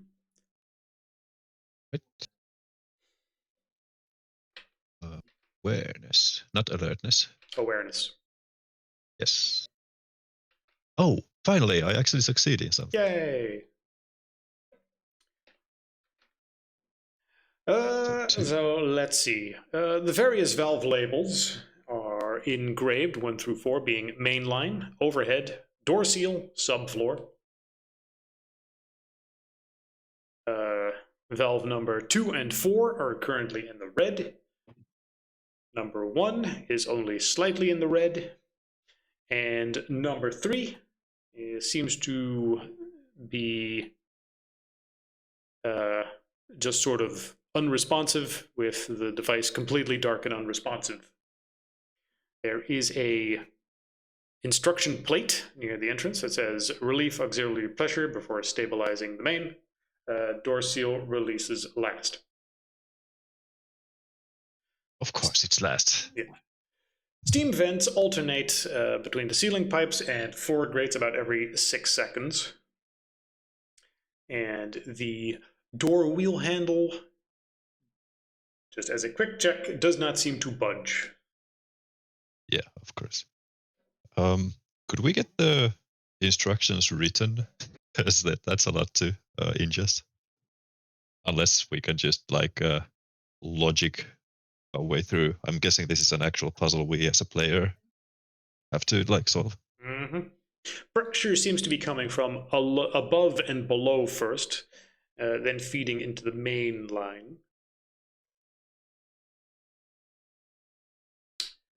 Let's see. How do I present this in order?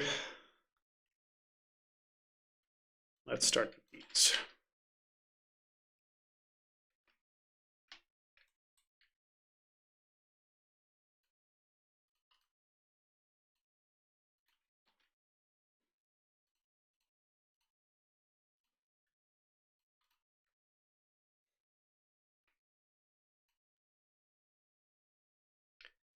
That's one.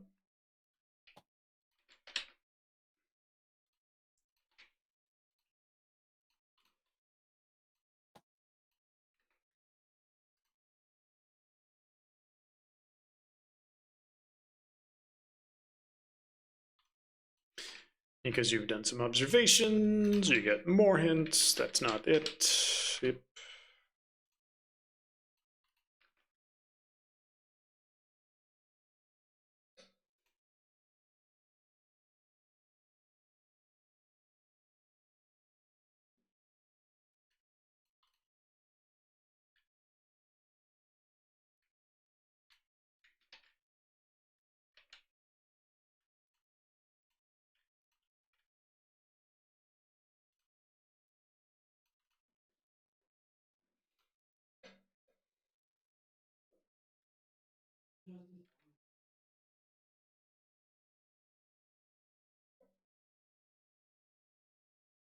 And as the gauges are showing like pressures, do we see like Yeah, you mentioned valves, right?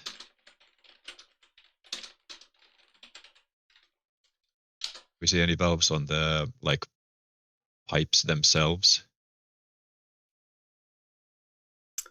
One moment. There's supposed to be valves near the pipes. Or do Where these is the open? description? AI forgets pieces. No, I checked it before, and it's like, oh yeah, okay, no, this makes sense as a whole. Like this is a puzzle because it's taken from another thing. So yeah, there are valves near each of the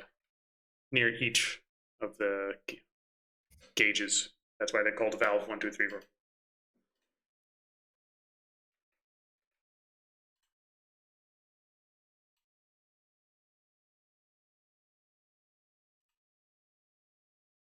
Okay. So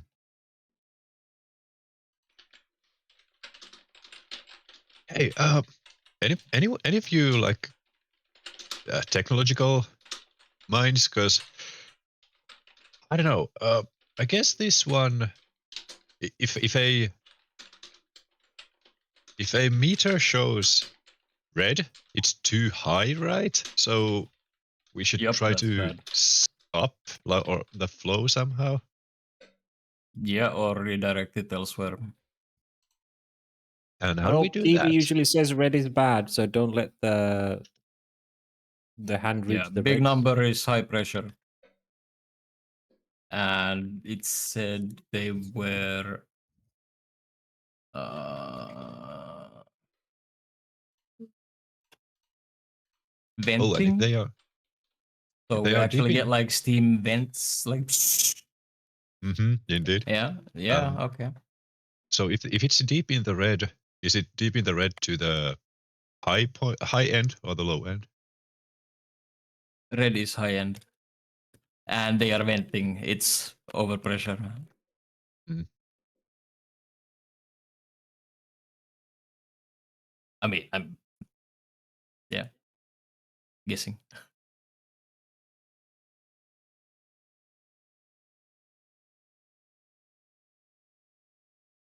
What is auxiliary pressure? I can see a valve for that.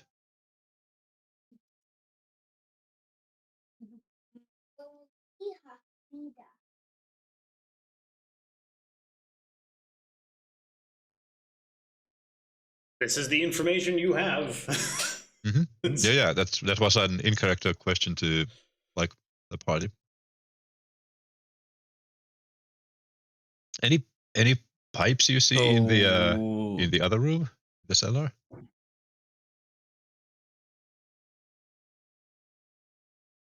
There are no pipes in the other room. Mm-hmm. Well, then I'm checking. I try to follow the pipes themselves to try to exactly follow where they go and how they are connected together. If I can see any labyrinths there. Would something strike me as an auxiliary, like a secondary pipe coming from somewhere compared to the main line Okay, that goes to the just valves give themselves? me a perception technology roll DC 7.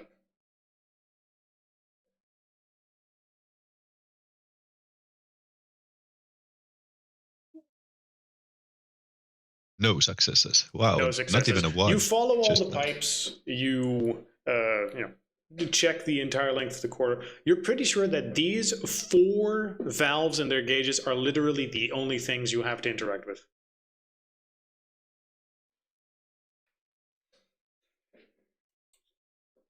yeah, there's nothing else to like. So we equalize the pressure. What do the Oh, valves do? What kind of valves are we talking about?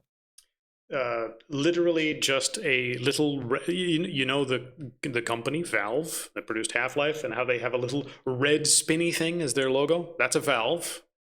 Yeah. And when you spin that one way or another, you either open or close a pipe, and then more or less material goes through it. Generally, like water or steam Yeah. So I cautiously start turning. Let me see. Main line is slightly to the red, but then relieve auxiliary pressure before stabilizing the main. Okay, so don't touch the main yet. Wait, say that thing you said last again. Relieve Relieve auxiliary auxiliary pressure before stabilizing the main. Yeah, don't touch valve number 1. Fuck around Yes. with the other ones. And not number 3 either, because Mm-hmm. door seal last. So So you I go to would valve like number. valve number 2, and I turn it to the clockwise, or like slowly start cranking it to the clockwise. Mhm. Good. You very slowly adjust that one so that it's no longer in the red, but slightly, in the green. Yeah. And after that, number Yeah. 4. The steam venting that was happening above you no longer happens. After that, you slowly do that with number 4. Yep. So that one's in the green, and it no longer does the spraying from below you. If you were to just fuck around and spin them a whole bunch, maybe you would have gotten blasted with steam, but that doesn't seem to happen. Okay. And then it's slightly into the red. So yeah, with main line next. Try to get that to green. Yep, main line next. And Once what that's is done, door seal? you don't actually, you know that there's a valve, but the label itself doesn't actually tell you whether or not it's doing anything. So you sort of have to guess whether or not number 3 is currently in the green or not.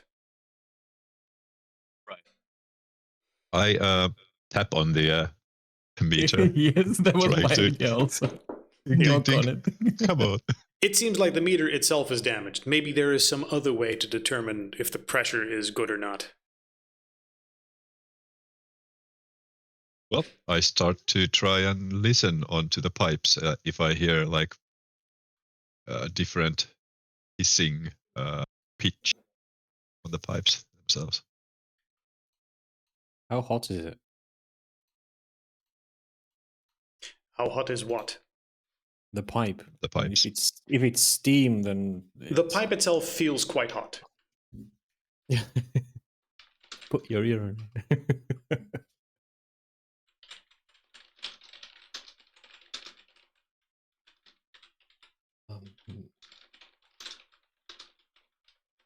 I can put a cloth between the pipe and my ear, and then press the ear against the cloth until it becomes too hot. If I tap What on kind the of pipe, what kind of flashlight do you have? do they I make think he's like just basically- using his phone. similar noise? Oh, no, wait. You went back to the car and got a flashlight, didn't you? Yeah. Yeah, he got a flashlight. What kind I of think flashlight is it? we bought like one of those pretty industrial looking ones there with a big battery, boxy type. Right. Oh, big battery boxy type. Oh, okay, one of those. I was thinking if you take the battery out, you could use it as like you could use a cup and put it against the surface so that the echo or the like you can eavesdrop with a glass by putting the hollow side towards the surface and then your ear against it or Yeah. yeah, so you could use that if it's Yeah, I was thinking I don't yeah, the same kind of thought came to me, but yeah, I'll just put a cloth so I don't burn my ear, and then press my ear against the cloth. And try to hear if the if the hissing noise is of a different like pitch from one pipe to another, and I could identify if it's higher, I should probably tighten it, and if it's lower, I should probably loosen it. Give me another perception technology, because wouldn't really know if you. But yeah, DC 6. 6, all right. 1. Jesus. I'll allow it. You're just listening to a thing. You're just listening whether or not that there is, or if there is a higher pitched, and you try to sort of aim for the middle, I guess.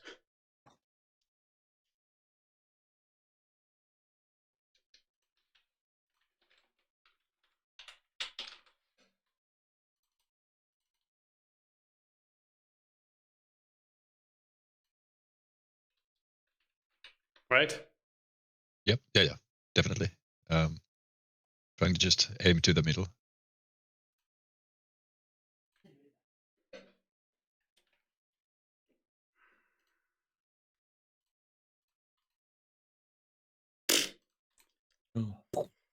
Okay, so I'm gonna say that because the door specifications, the door itself has a whole bunch of indicators on it as well.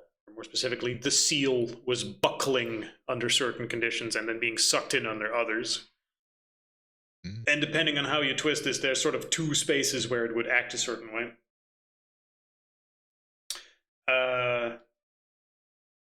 So I'm going to say that you mess around with this, but don't get it quite right. So when you go up to the door and you think you get it right, you do get blasted by a bunch of steam, but the door does. But the door does open. Yep. So you get blasted by 3 blunt damage as a bunch of steam blasted in your face. Ow. But Peter can take that. Yeah, half an hour and I'm fine. Yeah, exactly. But it means you have like negatives on the other stuff. So. And maybe, maybe not be in front in case something else blows up. Yeah. Both me and Marcus now, so somebody else's turn to get some bruises.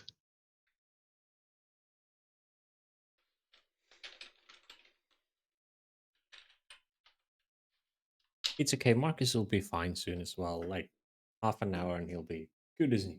Mm-hmm.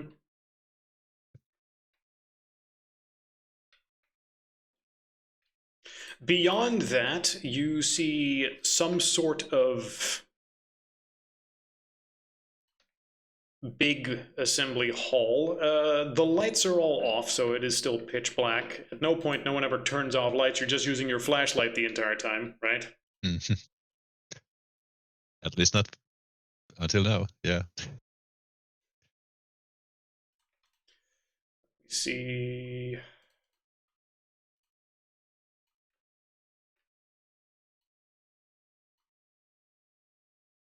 But as you open the door, you will be able to see the area ahead of you. Oh my god, stuff. Why does it not want to fucking open it? Come on.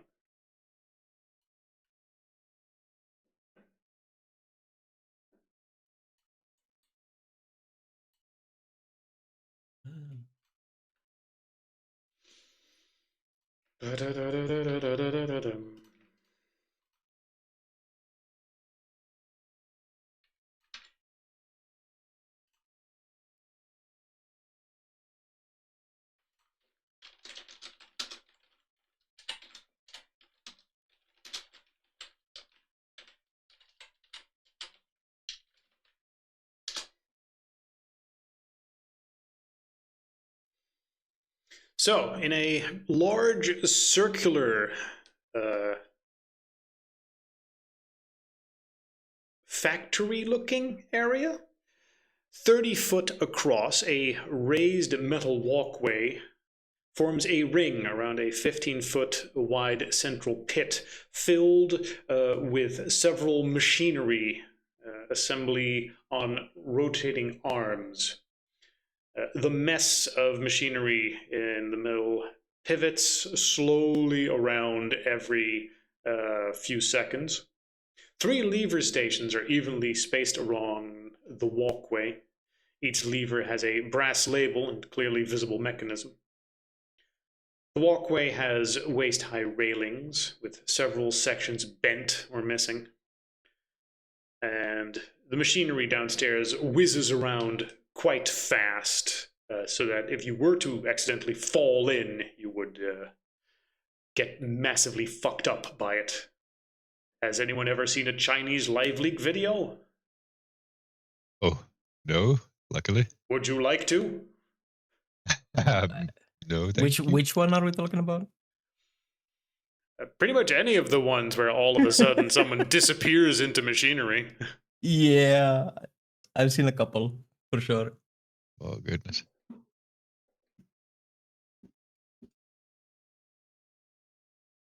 Don't worry, they get an extra rice cup for, dangerous His work. family gets one extra cup of rice Yeah, to compensate for loss of life. yeah, because there are like 1.2 billion people ready to take the job. Eldest son will inherit good fortune of new job in factory. He will also That's be great. he will also be given a fine that was supposed to be given to his father for neglect of machinery.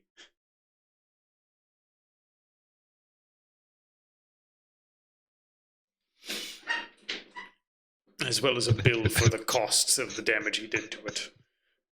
Yeah, that definitely brings me the Beverly Hills Cop vibes, where he gets thrown out of the window of the building, then he gets like arrested for damaging property.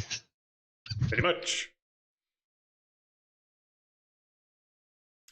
There is a locked, reinforced door on the far side, held shut by mechanical counterweights.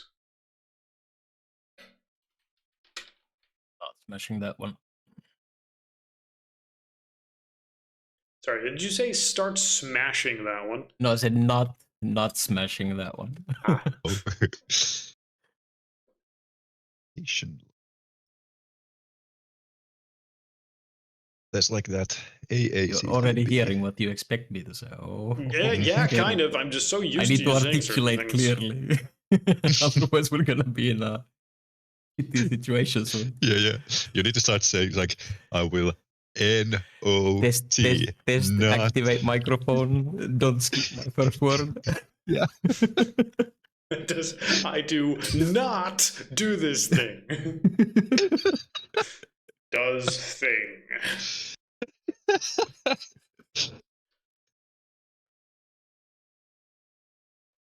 But yeah, who goes in here and who does what? Or, starts poking around. Also, you're still mainly using your flashlight. There are switches on the walls that seemed like they would be light switches, mind you. Oh yeah, clicking one of the light switches. The light goes on. Yay! Trap activated. You die. Okay, so no.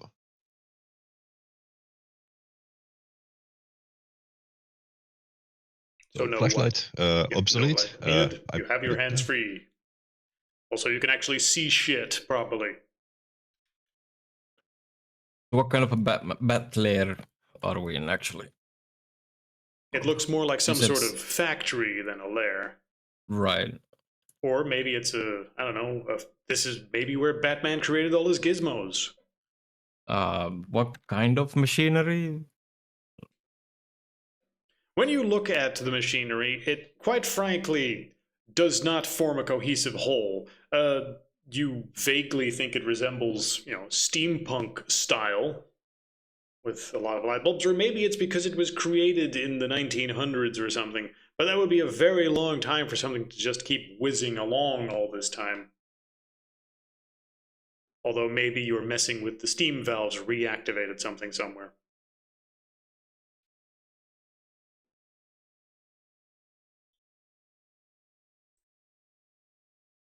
The machinery itself seems to be consisting of a lot of little arms trying to grab materials from some other component being held, like lots of robot arms in an assembly plant. But what exactly it is or isn't trying to assemble right now is a mystery to you.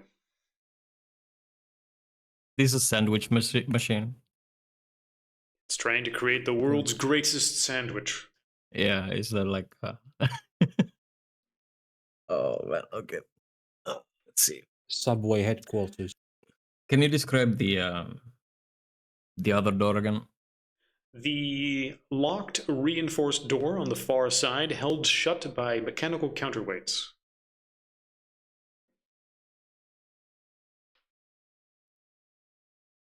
What do the boxes say? Like, this is a lever A, rotation lock. I'm guessing those are lever B and C. The various boxes with the levers will say lever A, rotation lock, lever B, counterweight, anchor, lever C, power dampener. There is also a mechanical diagram on the walls that shows levers connecting in order. You can see there's A, C, B, and then there's A and C.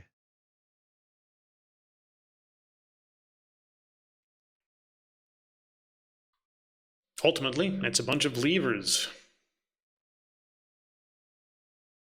Who goes around pulling them? If anyone.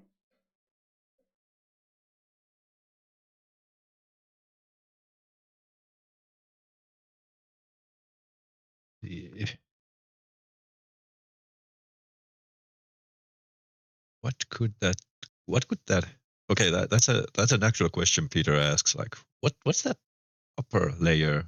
What does it mean? That upper floor, A and C, that are connected to AC and CV. Well, there's usually alternative ways that machines can also be used.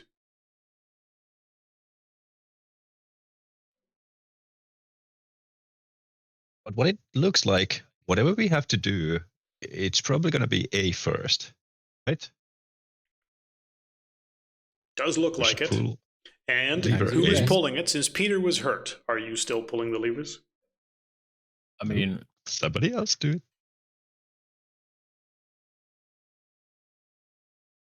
does it look like?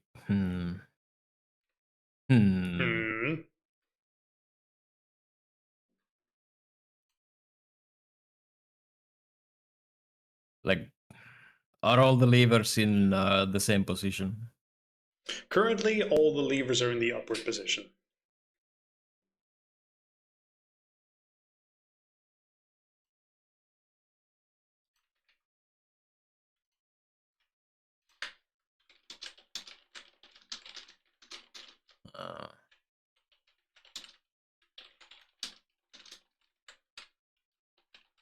Is it like in the picture that each box has 2 handles?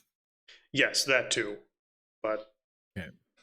those are not labeled as A1 and A2 or AB. Just there's a label A, and then there's a separate label on device A that seems to do something else. You don't know what? You would need to experiment. Although in A they're just welded antennas as opposed to. Fuck it, I'll go over A and I pull the lever. Pull the lever, crunk.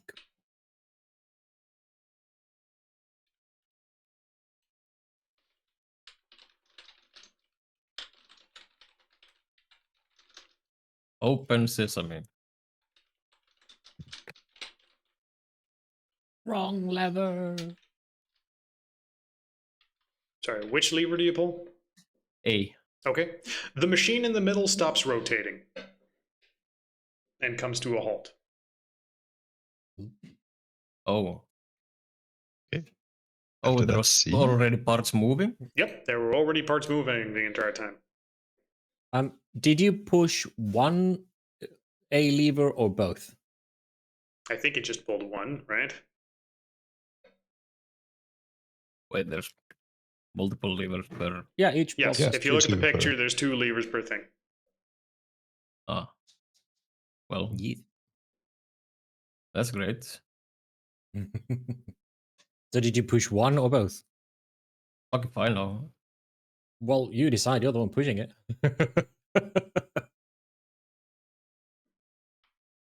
Just say 1 or 2. Probably up to you. 2, I guess, since Great, that I puts didn't us know in a what I was slightly doing. different position, but the machine still stops rotating. Okay.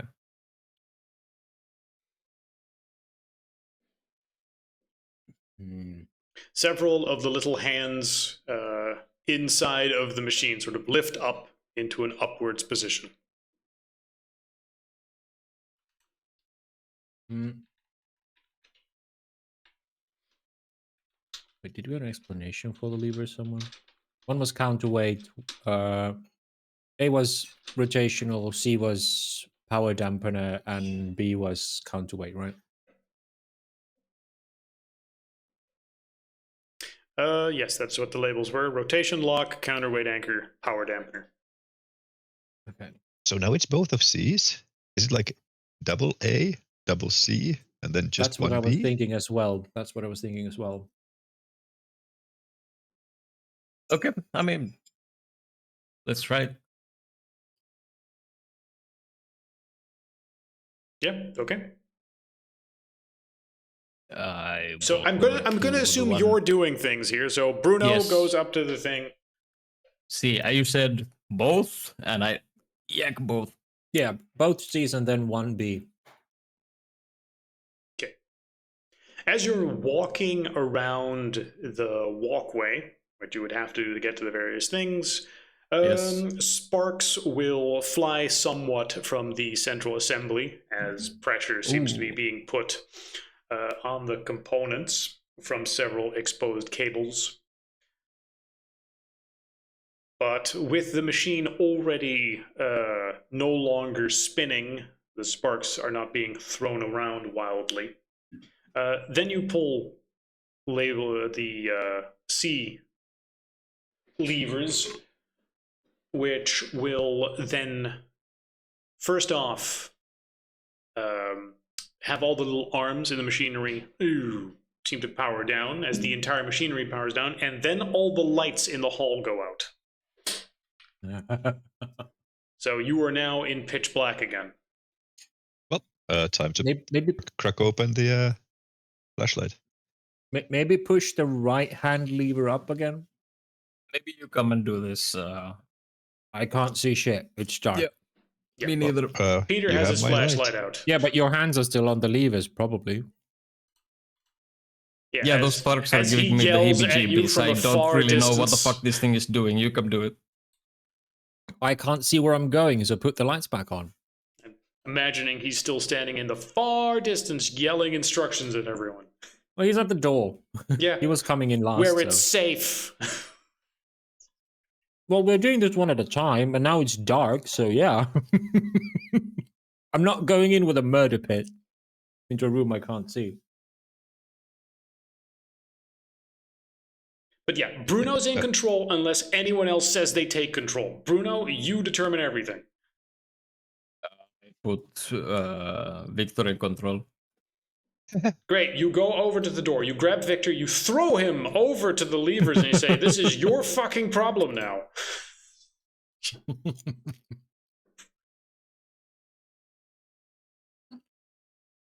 Okay, well, I In keep. game, I might be smart, but right now I am not smart at all. I got like Oh yeah, no, I don't know what to two do. brain I'm bad at cells that are puzzles. fucking ping ponging in my brain right now. Peter is shining mean, a I'm not flashlight for 2 at days. you. Right I'm into not the good at eyes. puzzles either. I'm just. It stopped. Everything went dark. So Yeah, it It's seems just like like, okay, the that machine would- was already active. yeah, you just shut everything down probably. Yeah, So I mean, Victor pulls probably shouldn't the have right done side that. lever up. I'm Oh. guessing. Oh wait, no.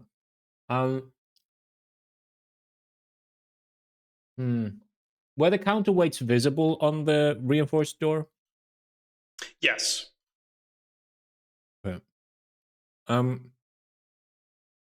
Yeah, Victor will feel his way. Actually, he'll use his flashlight.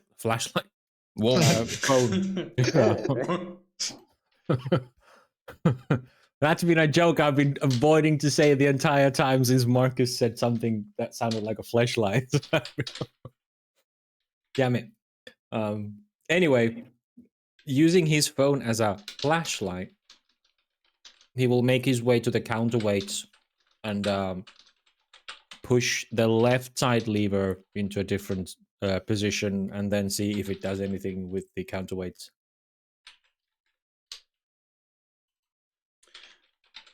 You're pulling which one? The left side lever of the counterweight ones. Now that the power's off. Okay, the To see if it does- counterweight if it will- ones being B. Because that one was labeled. No, B counterweight anchor, the left side one of that one. So you went AA, CC, and then B. Yeah. Then B1, let's say that. Okay. Yep. Then If I look at the door. you do that one, then a red emergency light will just sort of come on. Okay, and then swiftly pull it back up. No. Does if you start messing it like ooh, back and forth, back and forth. No, it's like clearly something is not you're not supposed to do. Then reverse. Before something Yeah, but breaks. that's never that straightforward. Sure. Yeah. Okay. When you pull the lever again, Mhm. the machine seems to sort of reset. And it's now starting to spin around again as everything just. You ever have your computer and you just plug the power in, and instead of the power button, it just immediately comes on? Mhm. Well, that's sort of what's happening here. Rather than going through the usual startup procedure, you're just immediately providing everything with a whole volt of power. So the machinery in the middle, as well as the lights, all sort of immediately come on simultaneously again. Ooh. The lights are very bright, and then the light bulb in the middle will break.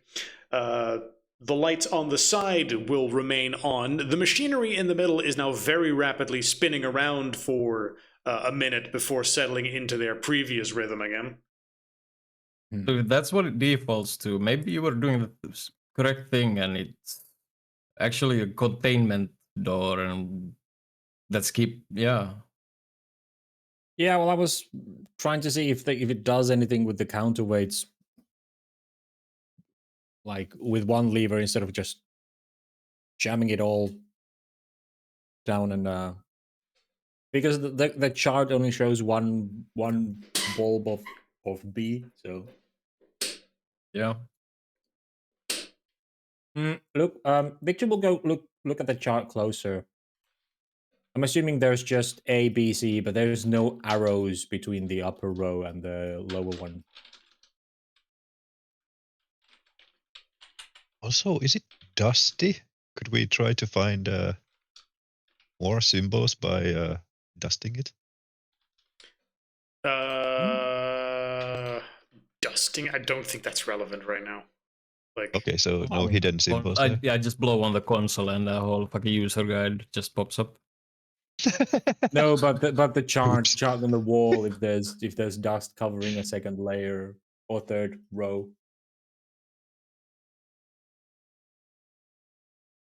there does not seem to be dust covering the third Okay. row. When Victor walks over and goes, also, if you're moving around while the machine is spinning, I'm going to need you to give me a dexterity athletics check, Ooh. as the entire causeway that you're walking on is somewhat destabilized by the heavy spinning of the machinery. And while this wasn't a problem at first, because one of the levers was right nearby, if you're walking around while the machinery is going, it is slightly destabilized, creating almost a little vortex sucking you in. Oh, bye, guys. 3 successes. You hold on to the railing Yeah. and sort of, leap in between the gaps in between the various levers going to where you're going. But you get the idea that this is an industrial accident just waiting to happen. Yeah, so I'm thinking you were probably right after all. Don't get About cold what? feet. Shut it down. Think you were on the right track. Red light means it's it's not necessarily bad. Maybe. It seemed to upset the machine, if anything else. I don't really know much about computers or machinery, but it burst the light bulb, so Yeah, with the rapid reignition. yeah. With the machine going. Oh wait. I'll try to go back to the power thing and like did the levers bring up back to like reset as well with the power dampener? Yes. It seems to be Okay. the case. It did not change the levers, but it seems like you have to go through the whole process again. But you know what it is at Okay. this point, so I'll just say, if you say, yeah, we go through it, and you've made the checks already, you just go through it. Well, Victor's like, okay, well, how about we put the rotation lock on and we only drop it to half power with only one lever, and then we try the counter weights in case it doesn't want to work if it's offline, and then you try fiddle around with the counterweights, then that might make it go or activate some safeguard.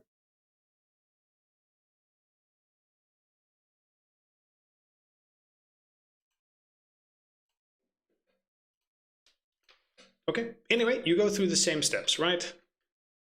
Similar, yeah, except only one Only one of one the this power time. So again, power power goes levers. off, lights goes off, emergency light goes on, and after a few moments of the emergency light being on, the machine seems to go into some sort of parking mode where a whole bunch of the levers retract and park themselves. And after a few moments of that, like the red light goes off and the normal lights go on again, and then the weights on the door will retract and go up, and things go silent in the machinery hall. Okay. I think that worked. Holy shit, Victor. Good job.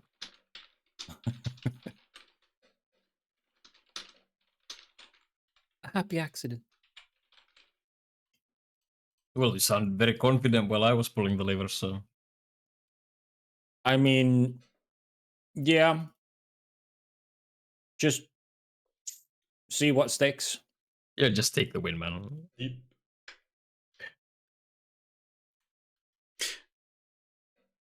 We did it together. Now, I realize an important question that I did not ask before, which sort of is needed for this to be specified. Where did you leave Dante? If he's traveling with you right now, I sort of imagine he's either in the car, sort of upstairs. Well, Good fucking question. I imagine he would be with us. I mean, he would be bored in the car. And yeah, just sort of we're just here outside, to looking at best as a sidekick, just sort of always out of reach, there to give comment on stuff. So kind of, or like he's coming in last, so he will be the first to escape. yeah, something like But that. Victor Okay, wouldn't just leave him loitering somewhere Yeah. in the car or something. perfect. Like, hey, we're going on an adventure. Come with us to do stuff. Great. That's sort of important. Because Victor also kind of sort of thinks that he might be a good addition once he grows up, and if we survive long enough. He needs to know these things. There's no hiding this part of the world from him, so he might as well be part of it. Mm-hmm. An apprentice. Mm-hmm. Speaking of Peter, you need to teach him to shoot a gun at some point. Okay, good. Yes. Anyway, the next door will open, and beyond that,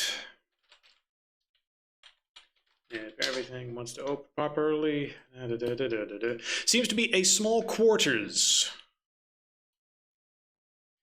There are several other small quarters behind some of the other doors, but one of them is of interest,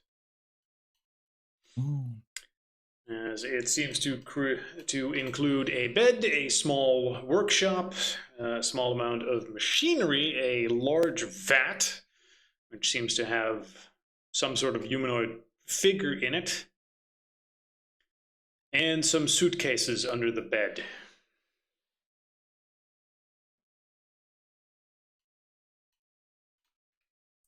Who goes in first? I guess since Victor. Oh, well. Marcus. Is Marcus back? I need a quick BRB also. Everyone is standing at a distance. Marcus isn't back yet. Is digging Peter. for his phone. It's between Peter or Victor. Well, Victor's the one who fiddled with the levers, so he's probably closest. Yeah, okay. I mean, you can all walk in. You can see the same thing. Yep. Hmm.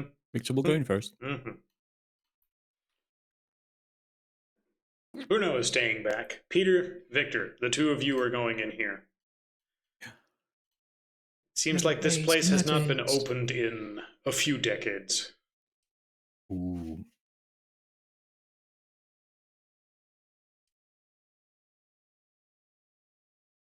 Hmm. Glancing at the schematics, Victor's going to go for the vat with the mysterious figure. Mm-hmm. Yeah, peering inside, there seems to be a humanoid. It's a little difficult to tell through the liquid obscuring it. They are also fairly emaciated, as if they're just almost skin and bones. And they're hooked up to a bunch of machinery nearby. Ooh. Other than that, the place is just a bedroom and a small workshop and some places to keep notes. Additional, there are some suitcases nearby. Hmm.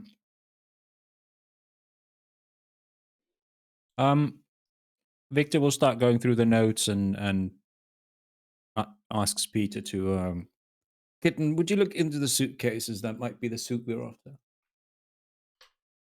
Suitcase. On it.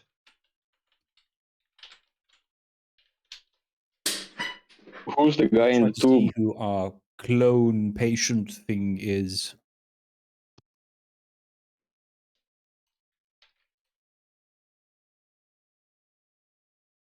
Okay. Peter goes to the suitcases. And if he. Let's see. If he pulls those out and takes a closer look at them, popping them open, they are not particularly secured or anything. They contain what seems to be a strap on your back style set of wings, a bunch of goggles, and some sort of suit. Is the suit black, as in Agent Smith black? It's black and yellow. Okay, black and yellow. I mean, this looks more like a almost like a uniform to me, anyway.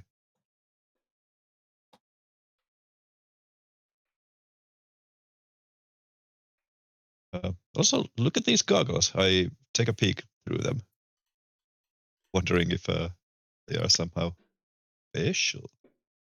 I mean, yeah, they very tint the nice. world red. Hmm.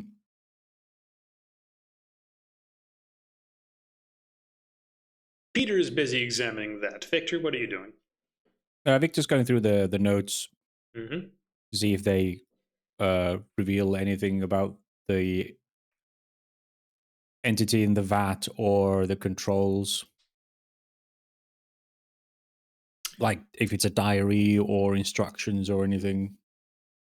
They do not specify anything about the vat, other than something vaguely alluding to a contingency plan.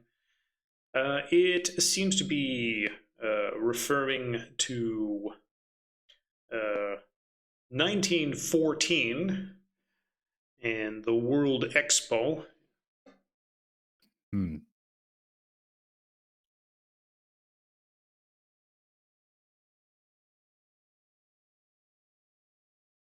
And then there's some plans for various mechanical devices, including a sketch of a big blimp, and then some sketches of several men in flight suits hovering around it as guards, and then a slightly different version of that, as if something was being designed. Hmm.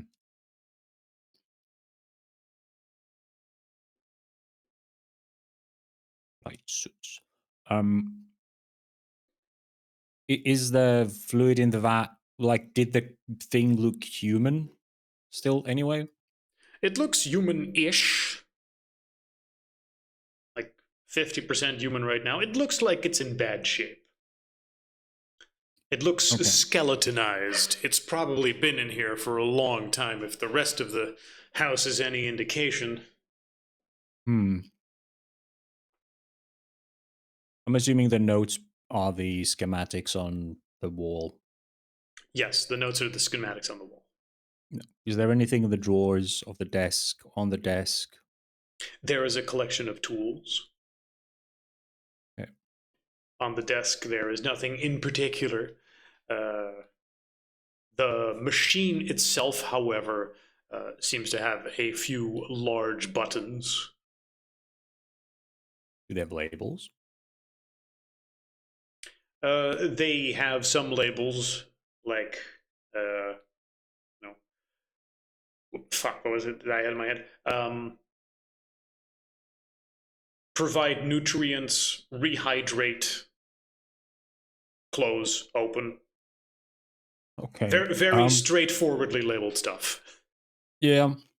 Looking at him on the thing, he looks dried up, right? Yes. Okay. So Victor will start. He's like, okay, without fluids, the system starts shutting down. So let's rehydrate first before we start giving nutrients. The machine will softly start whirring, and some of the pipes will have some liquid flowing through them. And slowly you will see this man sort of gain weight. Oi, what the fuck are you doing? Yeah, what are you doing? What? There you are, my phone. No, this isn't your phone. You hear Marcus yell from all the way back in the first room. Finally, found my fucking phone. Guys, you Where would the not hell are you believe guys? what I went through to find this. This is the adventure of a lifetime, finding my phone. And then he looks through the door and he sees everything else. Where the hell are you? You see a hallway with pipes You walk and through the door, steam, you and then you see the see a pipe murder hallway machine. where Bruno is, and then a We're fucking back here, live apparently leak assembly resurrecting a plant. fucking zombie. It's not a zombie, it's a well-preserved man. Yeah, Well, Peter, why- would you why mind would summarizing? Peter. Someone! Anyway, yeah, we got through some puzzles. And got into a room with a with basically a bed, some research table basically, and a vat with liquid and a humanoid form inside.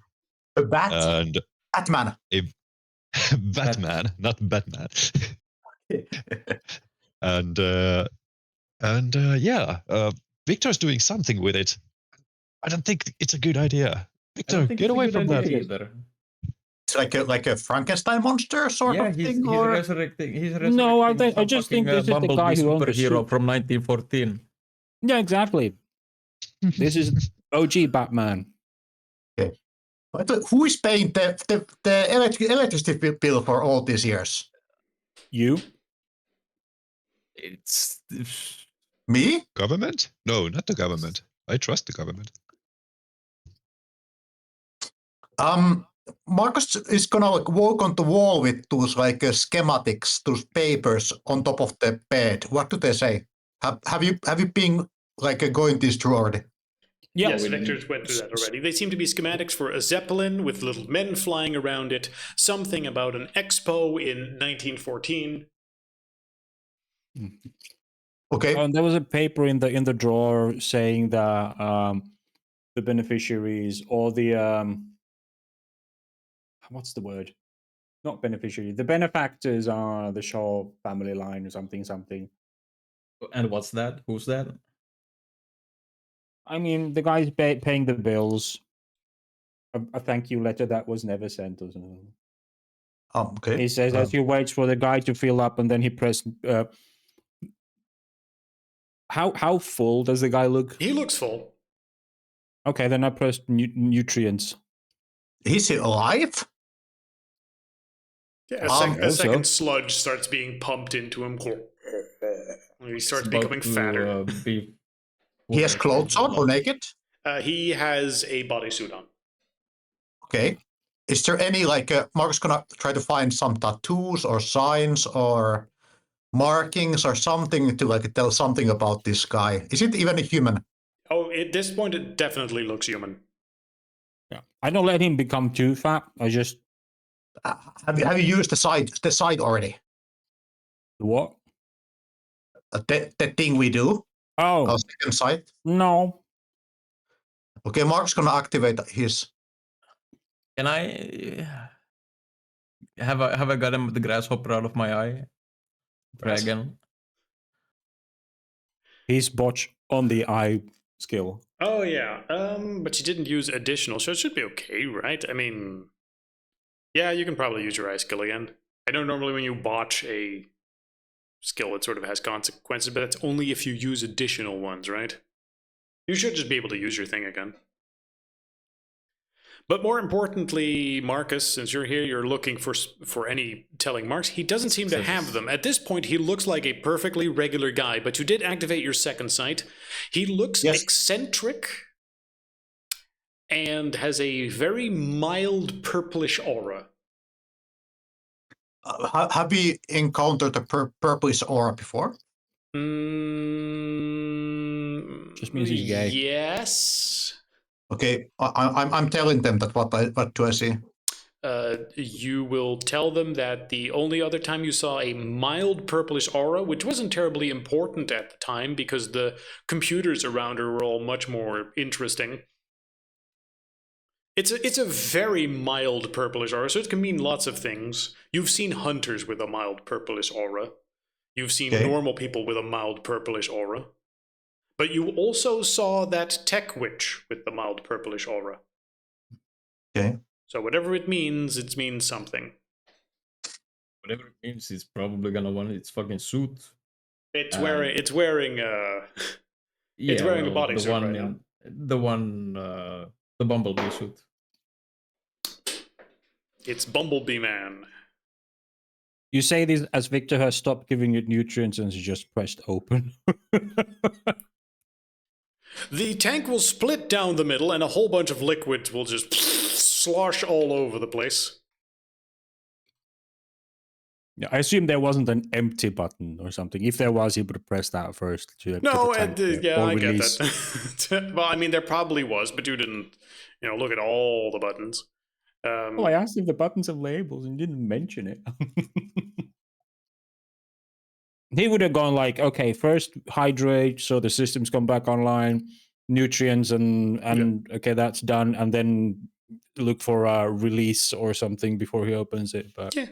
The sludge tank will will open up and go away, and then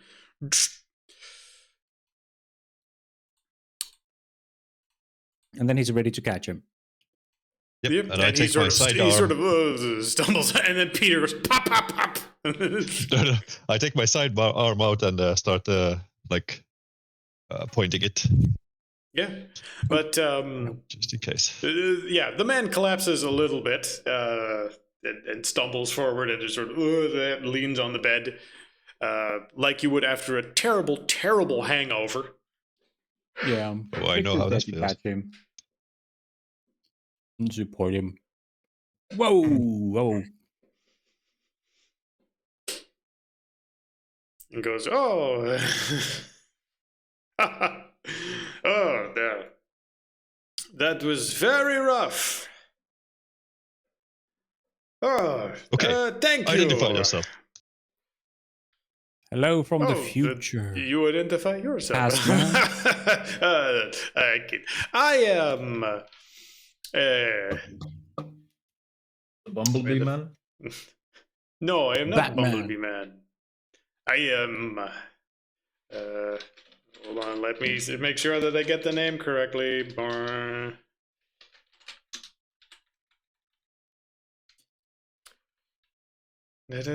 Where the fuck did his name go?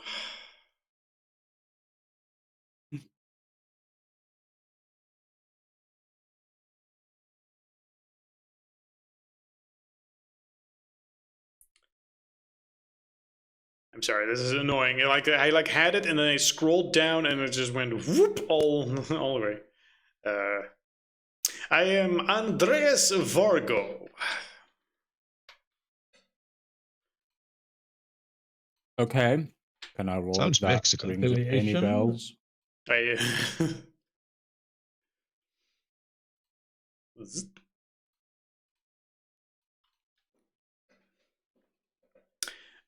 would any of you know about it? I mean, yeah. Affiliations. I mean, okay. Victor's the one talking to him, so I'm not gonna get questions from fucking everyone. Just Victor. What Yeah, do you well- what do you respond? What do you ask? Well, can I see if the name rings any The bells? name will not immediately ring any bells. No. Okay. Well, Victor goes out. Okay. Cool. What year is it? Or do you think it is? That's a good question. I feel like it's been a little bit. Yeah, but what year was it for you before you went into your little clone cabinet? Are you a clone? Last I remember, it was 1914, and well, if I am a clone, I don't remember that much more past that. You missed some wars. Wait, 1914. Oh. Holy shit. How long has it? Wait, Victor takes out his mobile phone, his smartphone, and starts calculating how long that's been. Yeah, that would be 110 112 years. Or 12. 111, yeah. Victor, he sees the glowy little boxes Victor taps into and goes, wow, you've been asleep for 111 years. Oh, that's quite a while. Or at very least, that is what I remember. I know that the cloning process is not perfect. It might have been way more recent since they put me, since they started cloning me. It's always a little vague. I suppose Wait, you actually are a clone. I was joking. Well, I came out of the cloning vat just now, so I will assume yes. That's probably some sort of contingency plan, at least until we synchronize memories. Or whatever And my who friends actually are are you? intending to do. I was joking. I just thought that was a preservation thing where you dehydrate yourself and then something's gone fucked up and now you're holy Well, shit. something's fucked up anyway. Who's they? Yeah. Well, I was assuming that you are all associated with the council. What council? That's not the right answer. You say yes. Are the traditions still around? Depends. America has quite a few traditions at this point. Okay. Well, this is not the ideal situation. Oh, sir. How about you sit down and tell us what you know? Name can be changed, whatever organization you are part of. Who might be? We might know it by some other name.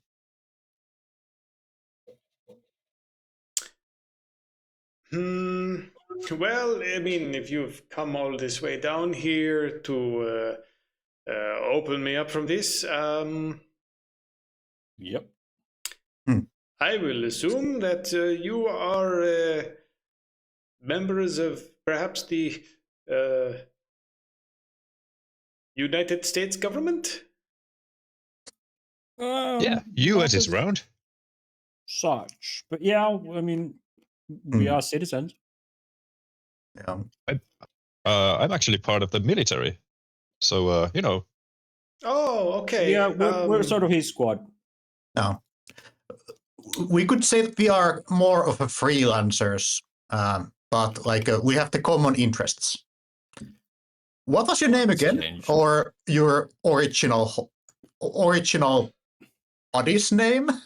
Andreas Vargo. Andreas Vargo. Okay. Marco's gonna take his own a weird shiny thing from his pocket and start to type it on DuckDuckGo. You would not get any results. Actually, he sees Victor on his phone as well. Can I see really quick what day it is? Oh, sure. And he takes He'll out the take your calendar of the phone. He'll phone. take your phone from your hand if you'll let him. Okay. Yeah, and then he'll just Yep. Wait. Sure. he'll just quickly swipe through it and like look on it and then think like, okay. Wait, But he this- seems practiced in this using guy- a It smartphone. is. Yeah, this guy from 1914 knows how to use a phone, mobile phone.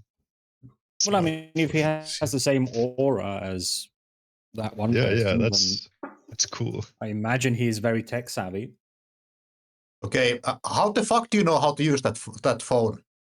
It's pretty self-explanatory. Yes, if you are born in this decade. Even my grandma has trouble of understanding how this works. Well, I mean, Eh, some people are more tech savvy than others. Didn't you say he has a purple aura? Some people have a more flexible will than others, Or an affinity for technology? or an affinity for technology, indeed. Like Although, granted, my technomagic. expertise has always been forces and matter. Are we talking about in a metaphysical or, as some laymen would call it, magical sense, or in a more academic sense? That is such a vulgar way of putting it. I always prefer calling it enlightened science. That I can see truly what is beyond the possibilities of current humanity and make them into reality. But it seems like quite a few things have happened. So magic.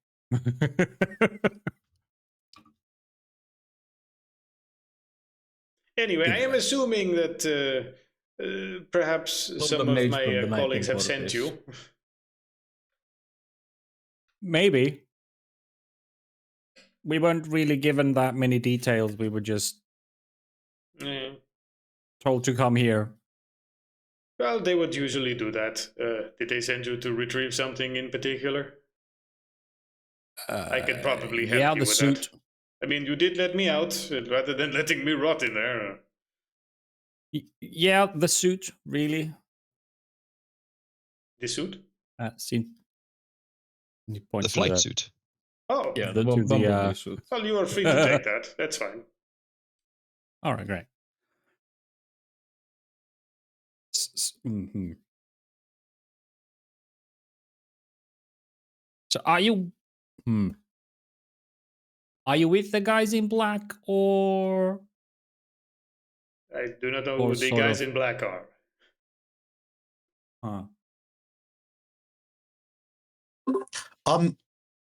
While we're speaking, like I'm gonna like take a look of the door itself. Like, is it like a sort of door that you can open up from the inside, or the sort of that is in the jail or a prison? Yes. Hmm. The let's see. Would you be able to determine that first of all? I'm going to say that you would. The door Judging seems on like the it has mechanism. an override on the inside, Okay. so it would be possible. So not a prison door It does in not itself. look like it's completely locked permanently from if you're locked inside. No. Well, it is a cloning that, so like as not, it's a safety precaution in case the original Andreas perished, or they needed to send an Andreas into a specific time. Did they say? Do you know if there was a specific time when you were supposed to wake up, or was this just a contingency measure of Andreas is gone, we need another? I was not given anything like that, but Okay. and he gets up and stretches a little bit. But if my abilities have not left me in my connection, let me show you some. And he cracks his neck a little bit. Some true magic, and he waves his hand towards the factory. I'm ready to shoot him. Why? Maybe there's something. Put the gun away. No. It's like my hand just like goes a bit more near to the gun on the belt. Oh, and I take my Yeah. safety off. So he waves, then he sees you with your guns, and he just sort of looks up disappointed, like, "Ugh, mankind's ability to resort to violence always disgusts me." Anyway, and he tries to wave his hand in the direction of the factory again. I mean, to be fair, considering what they've faced, they're a bit jumpy. Then he waves his hand Just- again, a sort of annoyed look on his face that this is not good. Not really happening, is it? Maybe you need that memory calibration. Is it done in this facility or? I don't know where they would have it established somewhere. Were there other doors in this place? There are, but they've also opened because of the mechanism. They seem to be just empty little sleeping pods inside with nothing of interest. Okay. So you seem to have knowledge of your abilities. How much of your other memories have you retained? I remember Georgia, my childhood, and I remember planning for That's the not much. exposition and drawing up Exhibition to where? the Paris 1914 exposition. Expo. Okay, with that one, yeah, sure. Yeah, I remember that. I wink. Oh fuck, my audio fucked up for a moment there. And I remember a few of my friends. Oh no, I don't think the cloning is supposed to have this many holes in my head. Would it And make sense? He waves that his it's hand all- again aggressively towards the machinery. Rise! Okay. This is not good. It's kind of running on half power. No, it should work. What are you trying to do with it? It should obey me. How about you start with something smaller? I mean, you have spent 111 years dormant, like a You just got brought raisin, back in so- in a matter of minutes. I mean, maybe Is your the site still on? physical strength just isn't quite there yet. Is the what still on? The second site, is it still on, or is it like a I imagine momentary it would thing? be still on, yes. So, Okay, did I see something special happen when he was trying to use his magic? not a thing. Okay. I think that you are out of mojo, so to say. Mojo? I mean, it's mana. No, whatever. I should stuff. have more than enough left. After a century of being a raisin, the human. True. Does this ring you any bell? I'm pointing out the papers on the wall. Like this setting seems to be something that should tell you what to do next. Otherwise, they wouldn't be. Right. He takes a look at the papers on the wall and he says, "Well, these look more like some discussion notes that would have been handed out to subordinates before the expedition." No, nothing of that position, but perhaps one of the crewmates who was supposed to operate the suits. Okay, but have you checked out? Do you have pockets? I point out the uniform. I mean, yeah, he checks the suit he's in, but it seems to just be a part of the cloning vat standard issue put on him to interface with the various tubes and whatnot he had on him. Mark was being like very logical. There has to be something. Like he's gonna move the bed, see if there's something underneath it. The suitcases were there. Yeah. Is there anything in the suitcases? One of the suitcases has the wingsuit. The other one has a bunch of period clothing. Oh. And not this period, like was. No, period as in 1920, 1930s clothing. Okay. Okay, this makes no sense to me. Like they had to know that there might be a moment when you're woken up without your memories. Well, I mean, I think they I think they overshot by a couple of decades. I mean, judging by the clothing, that's 1920s, 1930s fashion ish. So, I I guess they overshot. I guess he was supposed to be awaken a little bit earlier than now. Okay, is there anybody? You show, we showed you the gizmo. It's kind of like as you understood way of like finding information.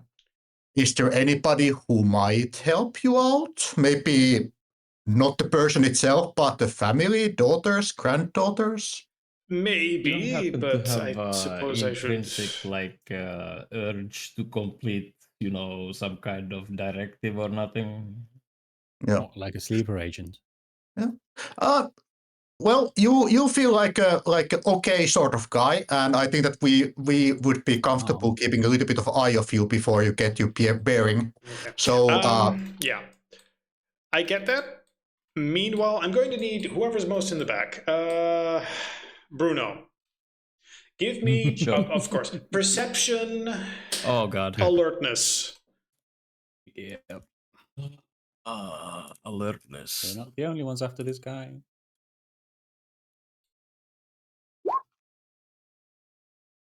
6. So 1 success. 1 success. You will vaguely hear what sounds like Dante yelling from above, like, guys! And that's all Oh, Bruno shit. hears. I think we might have company. Yeah. Do you want to go for a ride? See the countryside a bit. I think we've got company. Right. As you will very quickly realize that, as within the next minute, Bruno will realize that a large amount of footsteps will result in a large squad of men in black with assault rifles of various kinds are making their way through this building systematically. They seem to have Dante with them. or In cuffs, and they're not. going through, like, tell me what you know. What did you see down here? As Bruno will hear that. And then, Bruno, yeah, you see them come in this direction. What do? Victor turns to Andreas and goes, "Are you with the government or against the government?" Just an honest answer. That is highly dependent on the situation. Generally, I am my own man. The Well, government let's tends to just say declare war a that- lot, and I am not a fan of that. Yeah, I good enough. mean, But it is also in representative more of the community. supernatural sense. Are they your friends, or do they try to keep you out of sight and make you disappear? Historically, any we of have that? not seen eye to eye. Okay, because it seems like they're coming. So if you can somehow But the wobble your Americans- way out through. Americans have generally been on good terms with me, so I'm sure I can reason with them just fine. Probably not these guys. They seem to hunt people like Bruno? you who have an affinity, your kind of affinity with Anders, technology. are you there? Yeah, I'm here. You are the only one in a position to do something right now, as you are seeing them coming through the basement, through the open wooden door, and then down the hallway where you were in. In the hallway? Yeah, Ugh. it's either that or like in the machine hall with all the spinny bits. Yeah, I don't fucking know. Slam the door shut, I guess, but Okay, you slammed the door shut that had the the gates, which put you in the machine room, and then the gauges are needed to open it, right? Except they were already sort of aligned. yeah, exactly. Okay, but that maybe bought you like a minute. What do you do? Victor turns to Okay. Peter and goes, "Peter, call Anya." Yeah. Oh, well, She might- I'm gonna ask Alexa, like, hey, Alexa, can you transport us away? Also, they had Dante. They do. Yeah, we're not leaving the kid. figure something out then. What am I gonna do? They had Yeah, can you get him out? Can you get Anya? Maybe she can get this fellow. They seem to be of similar power based on what you described. Lycus try not and call. belongs to this same He's faction. connecting. Mark's gonna arm himself and get a good position, close the door enough that it gives cover if we are getting like in a gunfight. So you're Who the fuck are in these this people? room. They had big guns, by the way. Yeah. Yeah, we need to Bruno, get do you out. Uh, I the central hallway? Do you join the others here? I suppose I joined the others. I guess you would also Not a be big here fan with the Not suitcase. what's going on.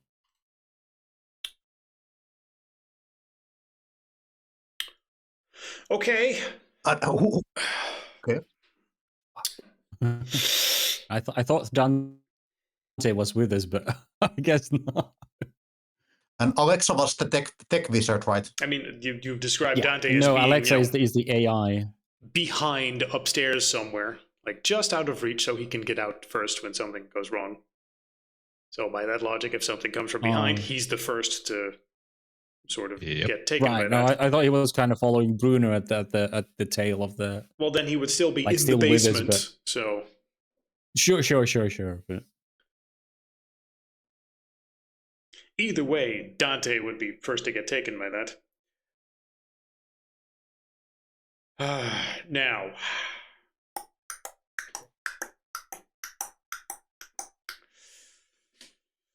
this can go a few ways, and I don't know if I want to pull the trigger on this, so I will leave it up to the dice.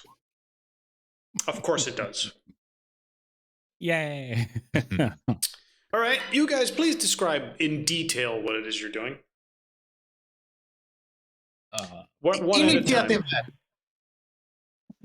Victor, in detail.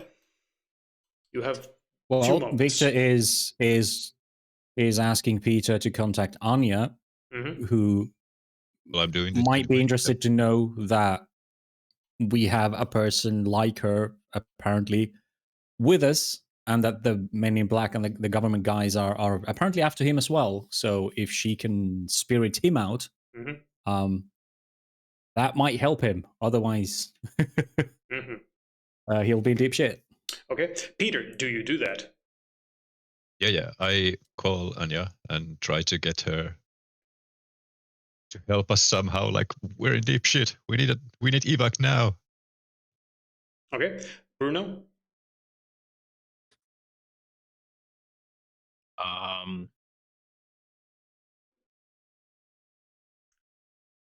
Panicking. Marcus? Also taking aim, I guess. Yeah, okay. Checking that. Yeah, taking my aim gun in the is door is functional. fine. Andreas, are you able to help us at all to defend yourself? If not, go I'm back to that. certain I can convince them that there is no problem here, and they should put down their arms. Okay, that is no. Marcus gonna take his gun and is gonna take a defensive position, maybe in one knee, pointing the gun toward where they're going to come. Charge soon.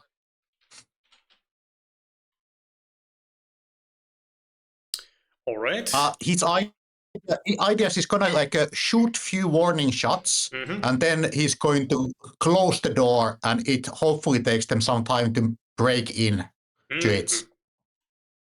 Okay. First up, you're contacting Anya. Anya, we need help. And what message do you leave, in a few words or nothing? We've got someone here who's like you. Help. Yeah, exactly. We're in deep shit. Agents are coming. I'll even assume an evac now. Alexa will be like, would you like to make this a priority call? It's yes, help. Yes. And as you resolve the paradox issue, Peter, tell the guy's name so if it means something to him. Oh yeah. Anya will then also respond like, I'm trying to do what I can. Because I'm also assuming you would probably drop the guy's name to her. Yeah. Yeah, like Andreas Vargo. Marcus, what What? would you call Okay, it? all right, guys, we're dropping everything. Yeah, all right, I'll get you out. What do you mean unresolved paradox? Alexa, explain. And then there's some techno babble happens back and forth, which is causing a delay. Meanwhile, the two of you taking aim at the door, not looking at this stuff. She would have been able to just whisk you out if not for a problem. But wait, there's more. The two of you taking aim at the door. Now, oh man, it's a lot of soundproofing.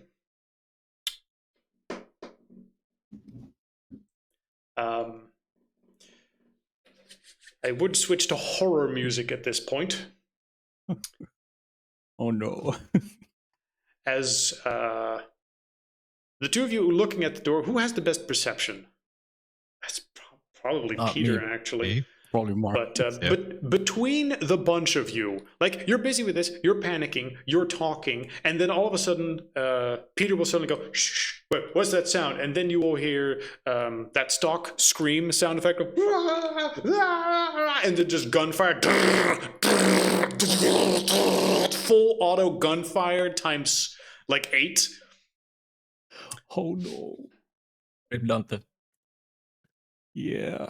And then you will see blood seeping just all over the other side of that door. I'm gonna, for purpose of picture, like that it's the other way around.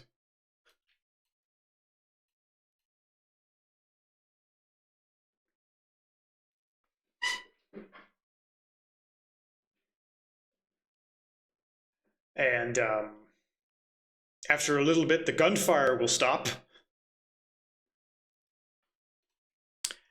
And then a massive claw will claw itself through the sides of that door and rip it open. Friend of yours, Andrew? And Victor then will- in the door frame will be a giant werewolf. And you will see Holy the hallway shit. behind it just littered with corpses.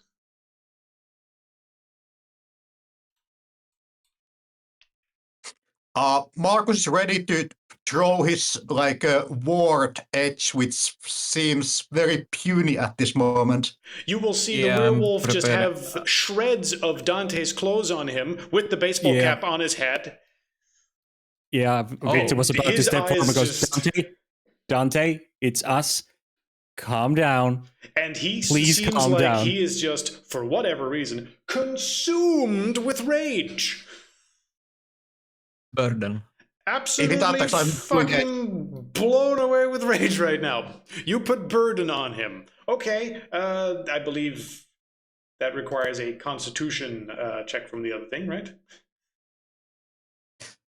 And surely that guy Stamina, doesn't have yeah. Stamina versus stamina plus seal versus their stamina plus 3.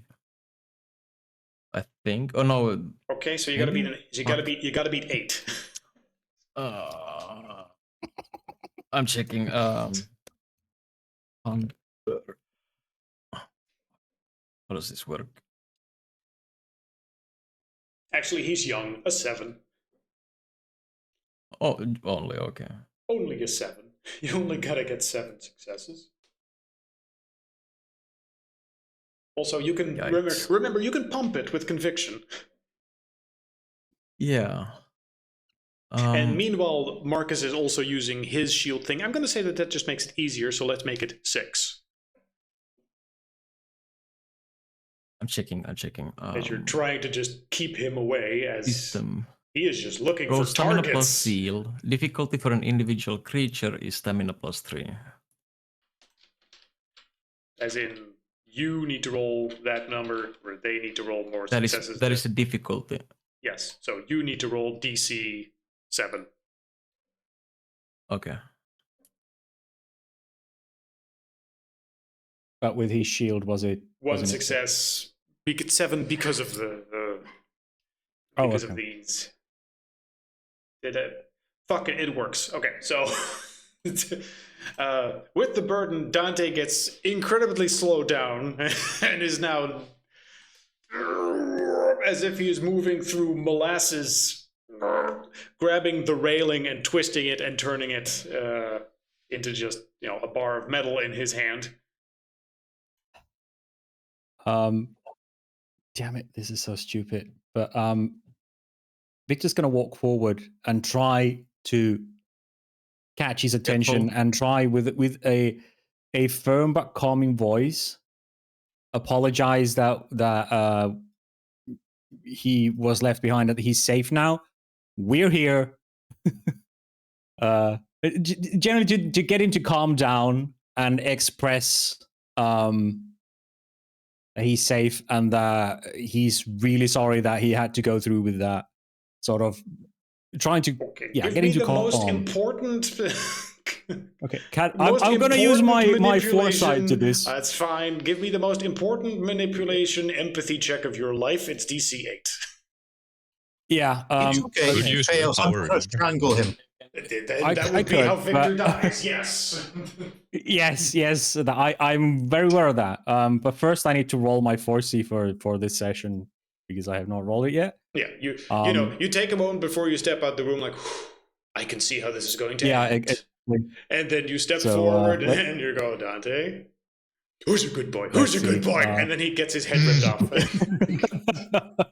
Let's see how many I get. This is how many 4Cs I have. I have 2. Yeah, and then DC 8 for and the then what was it? Manipulation, empathy. DC 8. Okay, manipulation, empathy, and I'm using that manipulation, empathy. There we go. DC 8.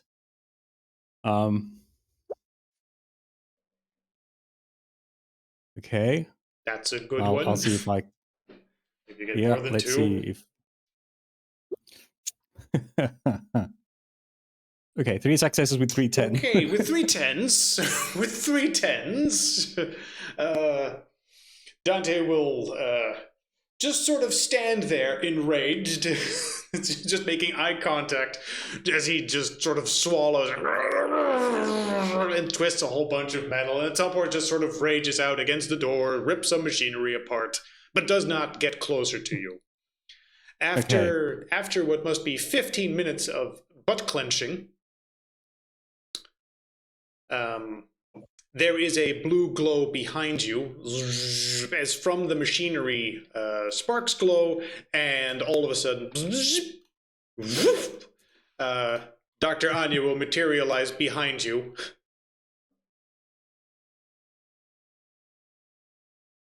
He's with us. Oh. Yeah, Victor goes, do you know how to calm down a teenage werewolf? And then Dr. Anya will also look at that situation and look at you and look at Andreas Vargo and go, okay, I think we all need to talk. Like, seriously, what the fuck is this? He's my boy. Yeah. We brought him from Umbra, and he's a bit mad because the government agents sort of got hands on him. Can you calm him down more? I'm really trying. Oh, Anja, can we keep him? And he continues talking to Dante and sort of showing that he's unarmed, he's harmless, and trying to really express that, yeah, it's time to calm down. You're safe now. And after 15 more minutes of very aggressive teenage werewolf anger issues, where he wrecks a lot of the nearby machinery to unleash some pent-up rage. After a while, he will just sort of, start cracking his bones back into place, and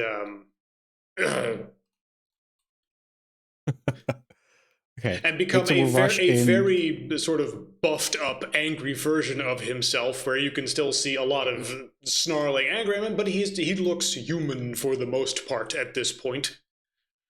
Cool. Still holding the shield. Victor will rush in and hug him really tight and go, I'm so sorry. I'm so sorry.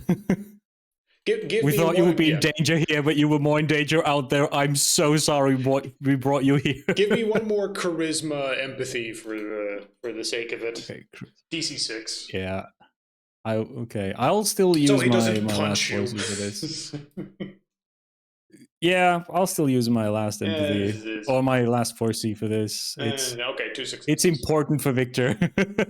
So let's see. No, 2 successes, but yeah. He seems mad, but he's not acknowledging. He's not saying that he's pissed off at you. He seems good at holding it in for now. Okay. You do get the idea that that was not cool of you. No, yeah. And Victor does try to explain that we didn't know what was in here, so we thought it would be fastest for you to escape out there. We did not account for the government to be here so soon. We're so sorry. And then goes, back at your home village, was that you outside of the village tearing those he things shakes apart? his head. Okay. No, he said Anyway- no, first time. Did not know. Oh. Well, that's amazing. That is genuinely amazing. And Victor is really Very amazing. funny. Like you can see that he's like, oh, that is so fucking cool. And yeah, Anya says, okay, you know what, let's relocate because I think we probably got a bunch of attention here. I'm going to pick a place and then we're going to have a long talk, okay? Yeah, probably. Yeah. And then we'll end the session there. And next time will be Big Meta Talk Part 2.